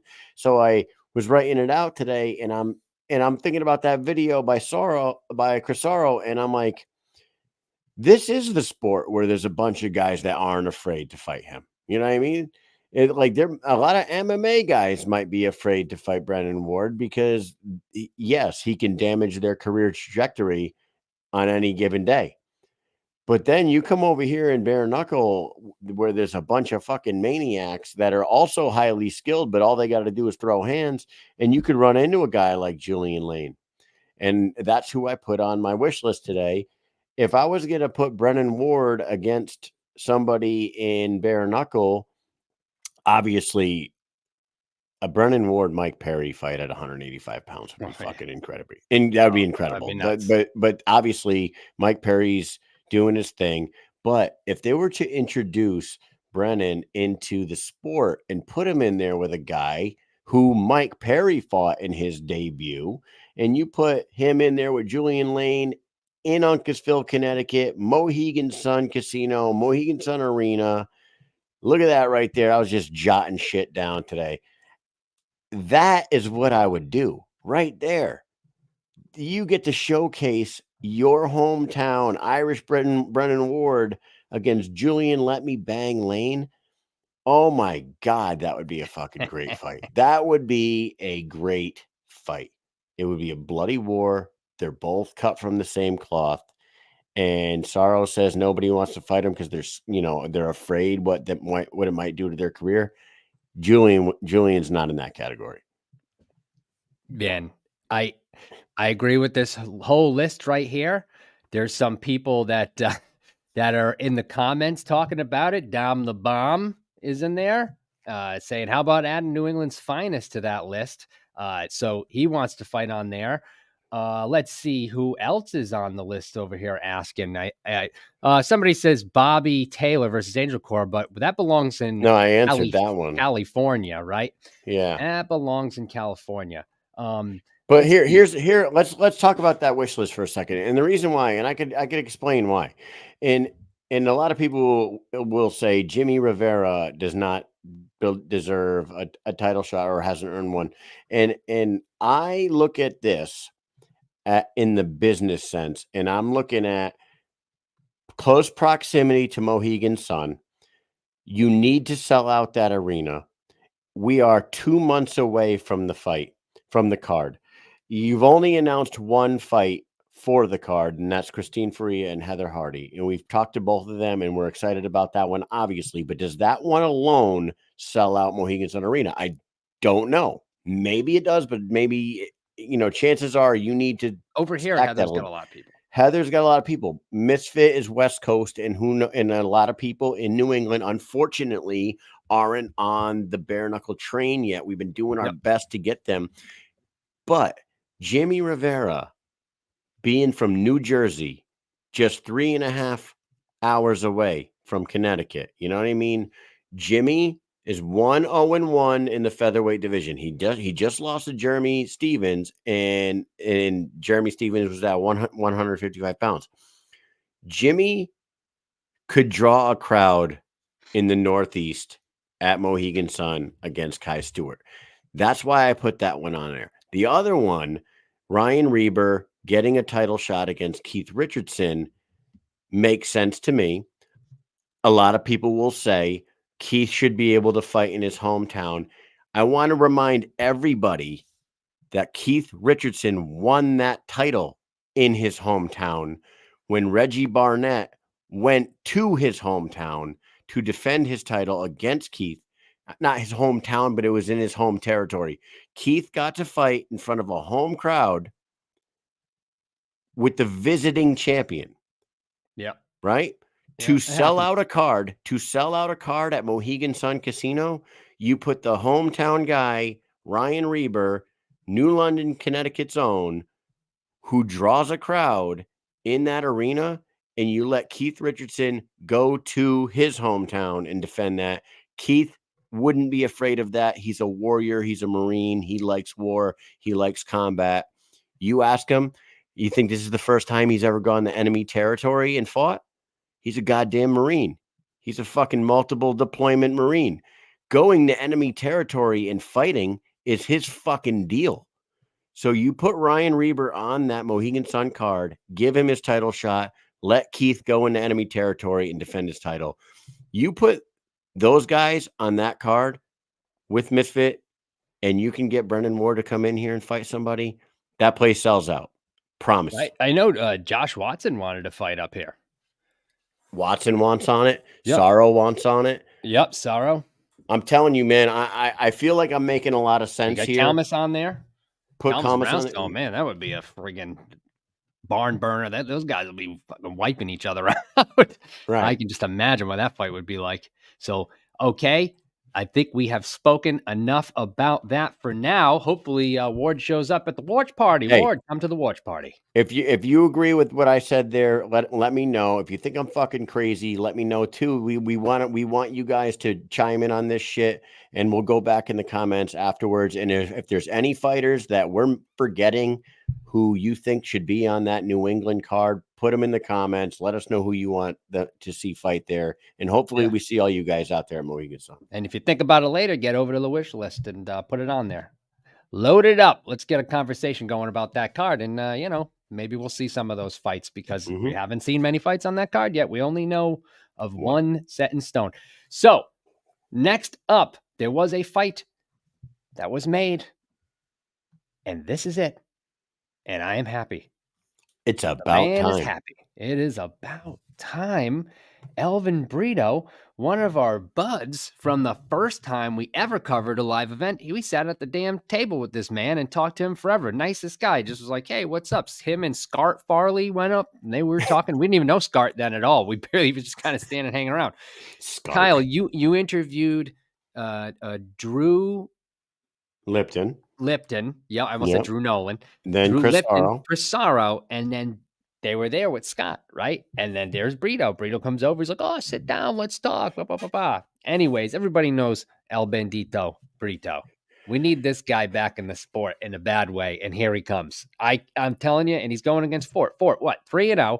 The guy's been really good. A solid fighter. Shift MMA this guy. is going to be a fun fight. This is fun. Shift MMA guy. You know what I mean? It's like Shift pumps out high quality fighters. Elvin is a top tier fighter in the BKFC, has been forever. And he's been out since the Trinidad Snake card fight? Was Trinidad the last one? Yeah. So, he's been out for a minute. He's a guy that stays in shape. He trains all the time down there at the what does he call it? The jungle? Yeah, I know. I don't know if you ever if you ever finished that gym, the jungle gym. He's always training his ass off down there in Puerto Rico. I believe, and I have it on good authority that Lorenzo Hunt is down there or is headed down there to train for Mick Terrell. So, hard training down there in Puerto Rico, the jungle camp. Thank you, Howie. El Bandito always wants to fight. He always wants to stay active. He always stays ready. And welcome back, because we love watching Elvin fight. And Jafar Fort is a tough customer. So that should be a good one. And that is not in Tampa, guys. Clearwater. Remember? Right. It was being billed as BKFC Tampa. Yeah. Tampa area kind of. They pulled they pulled the old switcheroo on us the other day, and now it is BKFC Fight Night Clearwater. So yes, it is. Yes, welcome back, El Bandito Brito, man. All right, so let's go to the next. What do we got? Item up for bid. All right, so boxing. Let's go to boxing here. We had this fight, Ngannou versus Anthony Joshua. Now, let me tell you what. The best thing about this fucking fight was the damn commercials. The commercial, this commercial from this pitcher was the best boxing, fighting, combat sports commercial I've ever seen in my entire life. It was just fantastic. So if they want to keep doing these fights just to make all these crazy commercials, I'm for it. That was. If you guys haven't seen what Mike's talking about, you got to go look up the promo video for that fight. It was fucking amazing. It's like a freaking feature film type of a fucking. They must have spent a ton of money on that thing. We don't have to spend a lot of time on this fight, Mike, because it didn't last long. Anthony Joshua is on a roll, and Anthony Joshua should fight Tyson Fury in his next fight, but the problem is Tyson Fury is fighting Usyk, and there is a rematch clause, and they're going to fight twice because fucking boxing now, every goddamn time there's a title fight, there's a fucking immediate rematch. If you get knocked out in the first round, it doesn't make any sense. But anyways, if you get your ass kicked for 12 rounds, do you really need a rematch? So who knows what happens with Anthony Joshua? Now, the thing is that bothers me here is I did watch the fight, and now there's this angle, and yes, it didn't look like Joshua hit Ngannou when he fell back on his butt. It looked like he got off balance, but that wasn't the kill shot. Right. And people are sharing this fucking one clip and talk about how that fight was so rigged. Watch the fight that actually folded him like a chair. It landed clean as hell, flush on fucking Ngannou's face, and it put him out fucking cold. Oh, That God, one just that's going wasted him. around, the one that's going around that like, oh, look at that, dude, look at how rigged this fake ass shit. Everything's always fake now. Nothing's real Dude, anymore. Ngannou was moving We have a back. real thing? Yeah, Ngannou was moving back. The fight just barely missed him, and he like fell down, and he got right back up. That's the one that everyone's showing. The knockout was fucking incredible, and I love how history repeats itself in MMA all the time. It happened with Dustin Poirier and Conor McGregor. There, like when Conor got finished and then Dustin got finished, it was like picture perfect. They would look exactly the same against the cage. This one, when Stipe got knocked out by Ngannou, and now Ngannou gets knocked out, it's almost fucking spot on. I love that shit. I thought it was crazy. Maybe the Ngannou experiment with boxing is over for now, and I would like to see him go back to MMA. I know, right? Yeah, I definitely do. He's got the PFL deal. They let him off for a year or something at first. I don't know how. Dude, I'm sure. Or anything, but I'm sure his bank account is fucking healthy now. With those last two fights, with the Tyson Fury and Joshua fights, I'm sure he's living pretty large now. Ridiculous. Well, let's move on to the next subject that we're going to talk about here, and it has to do with fake boxing and Tyson's and stuff like that. So listen, this Paul versus Tyson on Netflix of all places, which is another conversation piece. This fight came out of, I don't know. I didn't know. Maybe someone else. I thought it was fake. I don't know. This is insane, right? But yeah, we were talking about fake fights. Nothing can be real anymore. Every single fight that Jake Paul had so far, if you ask some of the conspiracy theorists, they're all fake. Everything's fake. Yeah. So the guy hasn't won a fight yet. He doesn't knock anybody out. Nobody believes it. It's insane. Like nothing's real. What do you think about this fight being put together? I can tell you with 100% honesty, I thought that it was a fake post when I first saw it. I'm like, what is this fake shit? Turns out it wasn't fake. When they announced exhibition, it made sense to me, but I think it's dumb.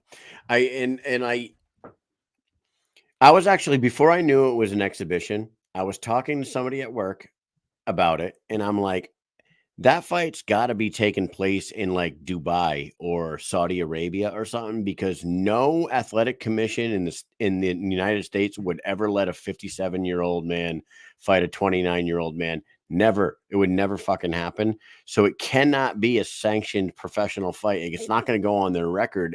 Or if it is, it's taking place in the Middle East somewhere.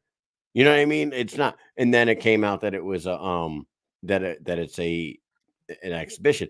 Now, with that said, the exhibition, they're doing it in Dallas Cowboy Stadium, which is fucking crazy. Yes. They're estimating at least 80,000 tickets. Dude, that place is huge, massive. Do you know what the capacity is with standing room? 104. Okay, I was gonna say 110. So I've been there. So I think it was about 2016. I had to go to a class for a Lakota helicopter electronics and electrical system, right? So I went to Airbus down there for 2 weeks so I could work on the friggin' helicopters for the border missions, right? I went down to Laredo and lived down there for a month, which was it's a story in itself, because I was living by myself right literally on the border, and I didn't really think about how fucking crazy that was until about 2 weeks after I was there, and I was like, this probably isn't too safe. But anyways, it was kind of fucking weird after that. Yeah. I was a little nervous after I started thinking about it too much. But anyways, I digress. Let's get back to this. I forgot where the hell I was. See, this is what happens. I start talking. No, what we were talking about was, and I get into stories. It's an exhibition, Mike. It's an exhibition. Right. But I went to the school. 80,000 tickets. Yeah, I went to the school. That's what got you talking. We did a tour of AT&T Stadium. Oh, and really? It was like a VIP tour. Yeah, I went with a couple of guys, my brother and another guy, and we went everywhere in that place. We went through every floor. We went up into Jerry Jones' box. We went, like, he takes an elevator. So get this, right? There is a club that you can join, which I'm sure it costs 20, 50,000, probably more than that to be a part of this. There's a bar on the 50-yard line. This is, I think at this point, unless they made another stadium like this, the only stadium where they enter on the 50-yard line. So when they come in, there's a bar and the locker room actually exits into the bar. So there is people, VIPs that stand there and they are level with the field. There's like glass walls. So they're right behind where all the sideline people are stand, all the sideline players and coaches. The football players come in there and they stand there and everyone's screaming and then they open the doors and they run out. So like you're there at the bar drinking, the freaking Dallas Cowboys standing right next to you and they're like going out to play. Dude, Jerry Jones, there's an elevator right there. You go in the elevator goes up to the second floor and you walk in and there's like a little box right there. It's smaller than the one he has up top, but there's like TVs built into the wall. There's refrigerator, whatever. And he's like right on the 50-yard line, big ass wide window. He can see everything. Big plate so all of he does cocaine just right gets in front right of him. into the elevator, press the button, boom, down. And then he's right onto the field and can walk back. Dude, it's the craziest place. There's so many things in there that they pointed out that they did with that. It's amazing. Yeah, It's unbelievable, that place. It is. It's fucking something, man. Do you think they sell 80,000 tickets? I think it's crazy to think that they're going to do that. Now, So, I've been thinking about this. Listen to this. You want to sell 80,000 tickets? I got an idea, right? Here you go. That's the main event, right? On that same card, Troy Aikman, Tony Romo, slap fight, okay? Michael Irving versus an ounce of cocaine, right? Yeah. Rampage versus Shannon Briggs. Put that on there. And no, I'm just joking. Obviously, I'm joking, but like I'm thinking, like they got to really make this a fucking spectacle. If they're gonna sell 80,000 tickets for an exhibition fight, they really got to do some crazy shit there. There's got to be like a concert in the middle of the fucking event. You know what I mean? A big concert or something like that. They're gonna have to do something like that to sell that place out. And it is free. Well, not free. You got to subscribe to Netflix. But if you have Netflix. It's not a pay-per-view. If you have Netflix, you get to watch this. It's fucking that's awesome. The fact that it is an exhibition, and we've already seen Mike Tyson exhibition, I don't like it. He fought Roy Jones Jr. and they were in like a small place. And now Roy Jones Jr. isn't Jake Paul level popular with the younger fans and stuff right now, but we've already seen Jake Paul fight a bunch of times too. Yeah, so if it's not a real boxing match and he's fighting Mike Tyson, it's not going to be a thing. Like, Amanda Serrano's probably going to fight, right? So like, she's going to be a bigger draw, I think. Then I don't know, man. I think it's kind of silly, honestly. I think it's crazy. Too. I think they're nuts. I do too. And if they go if like you saw Antonio Tarver called out Bernard Hopkins to fight on that card. No, I didn't. It was immediately I looked up their ages because I'm like, how old are those two guys? Because come on, man. Now we're getting a little crazy. Hopkins is 59 and fucking Tarver's 55. If they book that one for that, I mean, come on, man. I don't believe that these are caliber enough fights to sell 80,000 tickets. I just don't. I think it's crazy. I don't either. I can say this though, that if this happens, they're going to have a lot of views. Oh, yeah. After the fact. That's an amazing piece There's of art. a nice poster by Dozbrack. If anybody knows that guy, he's done a lot of paintings and stuff for like, Conor McGregor, and a lot of people, just about every single fighter that's fought in UFC. He's made some. He's great. Go follow him. His name's down in the bottom left. Dosbrak. He's awesome. Maybe this will happen. What do you think? I don't know, but what I will say, it is an exhibition, so I don't know how crazy I am about gambling on an exhibition.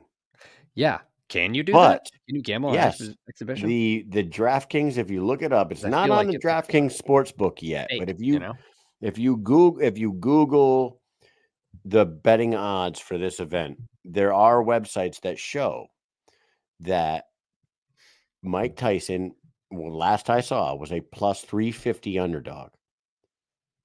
Now, for those who don't gamble, that means you put $100 on Mike Tyson and he wins, you get 350 back. You You put $50 on them right now before the odds change, and you win 175 back. That might be worth entertaining. I mean, because you know that if people start gambling on this, there's so many Mike Tyson diehards out there that those numbers are going to change. And Mike Tyson will not be a plus 350 underdog when that fight comes around. Absolutely, positively will not be a plus 350 underdog when that fight comes around. People will bet on Mike Tyson, and that number will change. It'll come down. So at this point, this many months out, if you could find a sports book, and every sports book that I saw on that website had him, the lowest one had him at like a plus 285. But then he was like plus 300, plus 300, plus 300, plus 350, plus 350 on all the different fucking websites. That might be worth throwing a couple bucks at. I don't know. Because I really do think that Mike Tyson could beat him. I mean, He's in going all to be reality, 50. he should, but he's a very old man and he doesn't. He is an fight. old man. He's going to be, he's going to be 58 when they fight. Yeah, He will have turned 58 years old before they fight. How far is this going to go? I mean, what the hell are we doing here? How far is it going to go? I don't know, man. I think it's crazy. All right. Well, hey, go ahead. I will say this. I'm going to watch it. You know why? Because it's on Netflix. I'm going to watch it too. I'm going to even watch if it it. wasn't.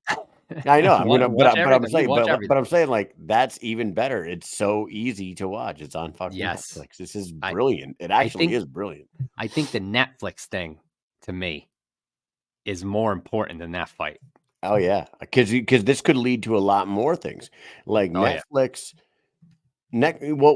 Netflix signed that deal with WWE. I think we talked about this like a week or two We may ago. have touched on it. WWE signed a deal with Netflix where Monday Night Raw is going to be on there. And remember, we did talk about this because we don't know if like pay-per-views or all that shit's going to go on there. But this could be the start of a lot of things being on Netflix, and all you got to do is pay the fucking monthly thing. Yep. And you get all these events. It's unbelievable, actually. That would be cool. I mean, I'm paying already. So if they told me I had to pay an extra $10 and I get all these fights, I probably would be like, whatever, I'll do that. You know what I mean? I'm more susceptible to doing that because I've already been paying this bill for so long instead of being like, oh, I'm going to now pay for DAZN. Even if it was $10 for DAZN. And this is a weird thing, but this is just, I feel like how my brain works. And I feel like many people are like that. I'm not going to go and just start paying for another thing. But I already pay for Netflix. So if they up my shit $5, I just go, I guess I'm paying another $5, even though I just didn't pay $5 extra for, Peacock or whatever to watch a show. You know what I'm saying? Whatever. So if they fucking upped it $10 and I could watch different fights and shit and WWE stuff, I would just be like, oh, cool. Yeah, just take my money. The money I didn't want to give away to the other thing. Yeah, that's how it works. So, I maybe, and I don't know this, but like maybe what is it MVP? It's most valuable promotions. That's maybe you guys can tell me in the comments, but did Jake Paul and MVP Promotions sign with Netflix? Just like TKO did with WWE to Netflix? Because if that's the case, and all the MVP boxing events are going to be on Netflix, that's cool. That's fucking Netflix and Most Valuable Promotions, MVP, today announced their first ever partnership in a heavyweight mega event headlined by the Problem Child versus Baddest Man on the Planet, right? Does it say anything about the fact that they'll be going forward? I don't know. There's a lot going on here. So just skimming over it, I don't see it really saying anything about this partnership.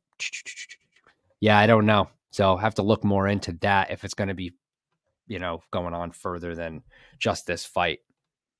Because we will find out. Do we have anything else outside the circle that we want to talk about, Mike? So the last thing is not really outside the circle. We're just wrapping up for the night, and just want to throw this up here before we take off. This is the card going on Friday night, Miami, 9 fights. Check it out. This is the end all. Actually, let me take a quick look at this though, because I don't think I did this. Drew Nolan's still on there, but he's not. We all know. We just talked about that. He is not on the card anymore. So this is what we've got. So should be good. And where are we going to be, Mike, when we're watching it? Where are we going to baby. be? We're going to be with the 5-0, hopefully next up for the title, Royal Ryan Reber and Chris Lights Out Lytle, the voice of BKFC, former UFC fucking legend and commentator for BKFC, tryouts guy. I mean, he's the man, right? Nate Shook is going to be awesome. there. It's BKFC matchmaker, and dare I say, he's helped build that company from the ground up with the Feldmans. He's right been from there the since beginning. day one. Yep. So very, very, very important man for the company there. And Chris Sorrow is going to be driving down from Maine. Kyle and I are hosting it. Tom's Watch Bar this Friday night, March 15th at 8 p.m. in Mohegan Sun. We'll be giving away BKFC swag and bucked up energy products. So if you guys are close by, get over there. If you live an hour away, get over there. If you live 3 hours away, just do it. Just do it, man. Just drive there. Who cares? Hey, they have a hotel. You can sleep there. Right. We're expecting our biggest turnout to date. This is going to be a great one. This is going to be a great one. And anybody who can get a chance to have a conversation with, obviously Ryan, but Chris Lytle is really a combat sports fucking legend. And he's awesome dude to have a conversation with. He knows so much about everything. Very successful boxer on top of a crazy successful MMA career. So it's not just MMA. He knows it all. And he's a retired fireman as well. To answer Susan Walker's question in the comment section, who's doing commentary with Sean? Lorenzo, the Juggernaut Hunt, is sitting in the color commentary spot for the night with Sean Wheelock, while we hang out with Chris Lytle up at Tom's Watch Bar at Mohegan Sun. I think we should mention one more time to anybody who needs to spread that word. The tryouts are Saturday, Whaling City Athletic Club. Registration starts at 1. Tryouts start at 2. It is a minute off the highway. Whaling City Athletic Club is about a minute off of 95. You get off of 95, easy to find. Put it in your GPS, super easy to find. Great boxing gym. And this is an opportunity for local fighters or fighters from whoever wants to make the trip to New England and try out. This is your opportunity to be seen by Nate Shook and Chris Lytle and others from BKFC. At least get yourself out there, and you might get a call one day to be on the roster of the fastest growing company in the combat sports world, and maybe even land on that May 11th card at Mohegan Sun Arena. So, woo, man, what a show. Real quick, I'm just going to do a little go boy. For those of you who are here watching the show, thank you so much for watching the show, sticking with us. We've got Julie Holder Hits and Susan Walker. Megan's there. Bullfrog Howie. I think Ike Qualman. Sorry if I messed your name up, but dude, you've been around and I love it. I love you being here. Absent minded. And Tuan on I wish I knew. If you write that out to me, I'll never mess it up again if you write to me how to say that name. But let's go, boy. Last few weeks, I've been meaning to say, welcome to the Mike and Mish show. Thank you for watching all the time. A semi-new supporter, but he's been around for a minute now. Been around for a while. Joe Ivy's there. So thank you so much, everybody, for watching. If I didn't, Wanya or Wanye, I saw it. Shady Grady, Tony Chapel, Swervo, Royal Ryan Reber, Shannon, everybody, thank you so much. Absolutely. And, and one last thank you to Josh Dyer for coming on. We hope you get a fight soon. You've been out for too long. Josh D-Day Dyer, thanks for coming on and opening up with us a little bit. And thank you to Heather Hardy coming on last minute. It was a late addition to the show this afternoon, but it was great talking to her. She is a legend in the female boxing world, and now she will be coming on over to the newest sport. And we appreciate her time. And also David Diaz for dropping in for a minute. Congratulations to you on signing your contract today. I can't wait to see you out in LA. We're going to be out there for that one. But for now, We do not have a show tomorrow night. We have some things going on, but we are having that watch party Friday night. We got the tryout Saturday, and we will be back. Lots of stuff. Yep, and we will be back next Wednesday with another list of guests. So stick with us. Mike, you got anything else for the peoples?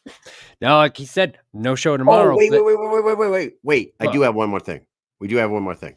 And Jay Davis sent me the link to it.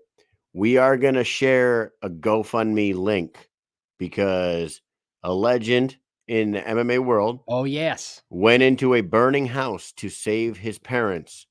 Mark the Hammer Coleman. I'm sorry, I almost forgot this.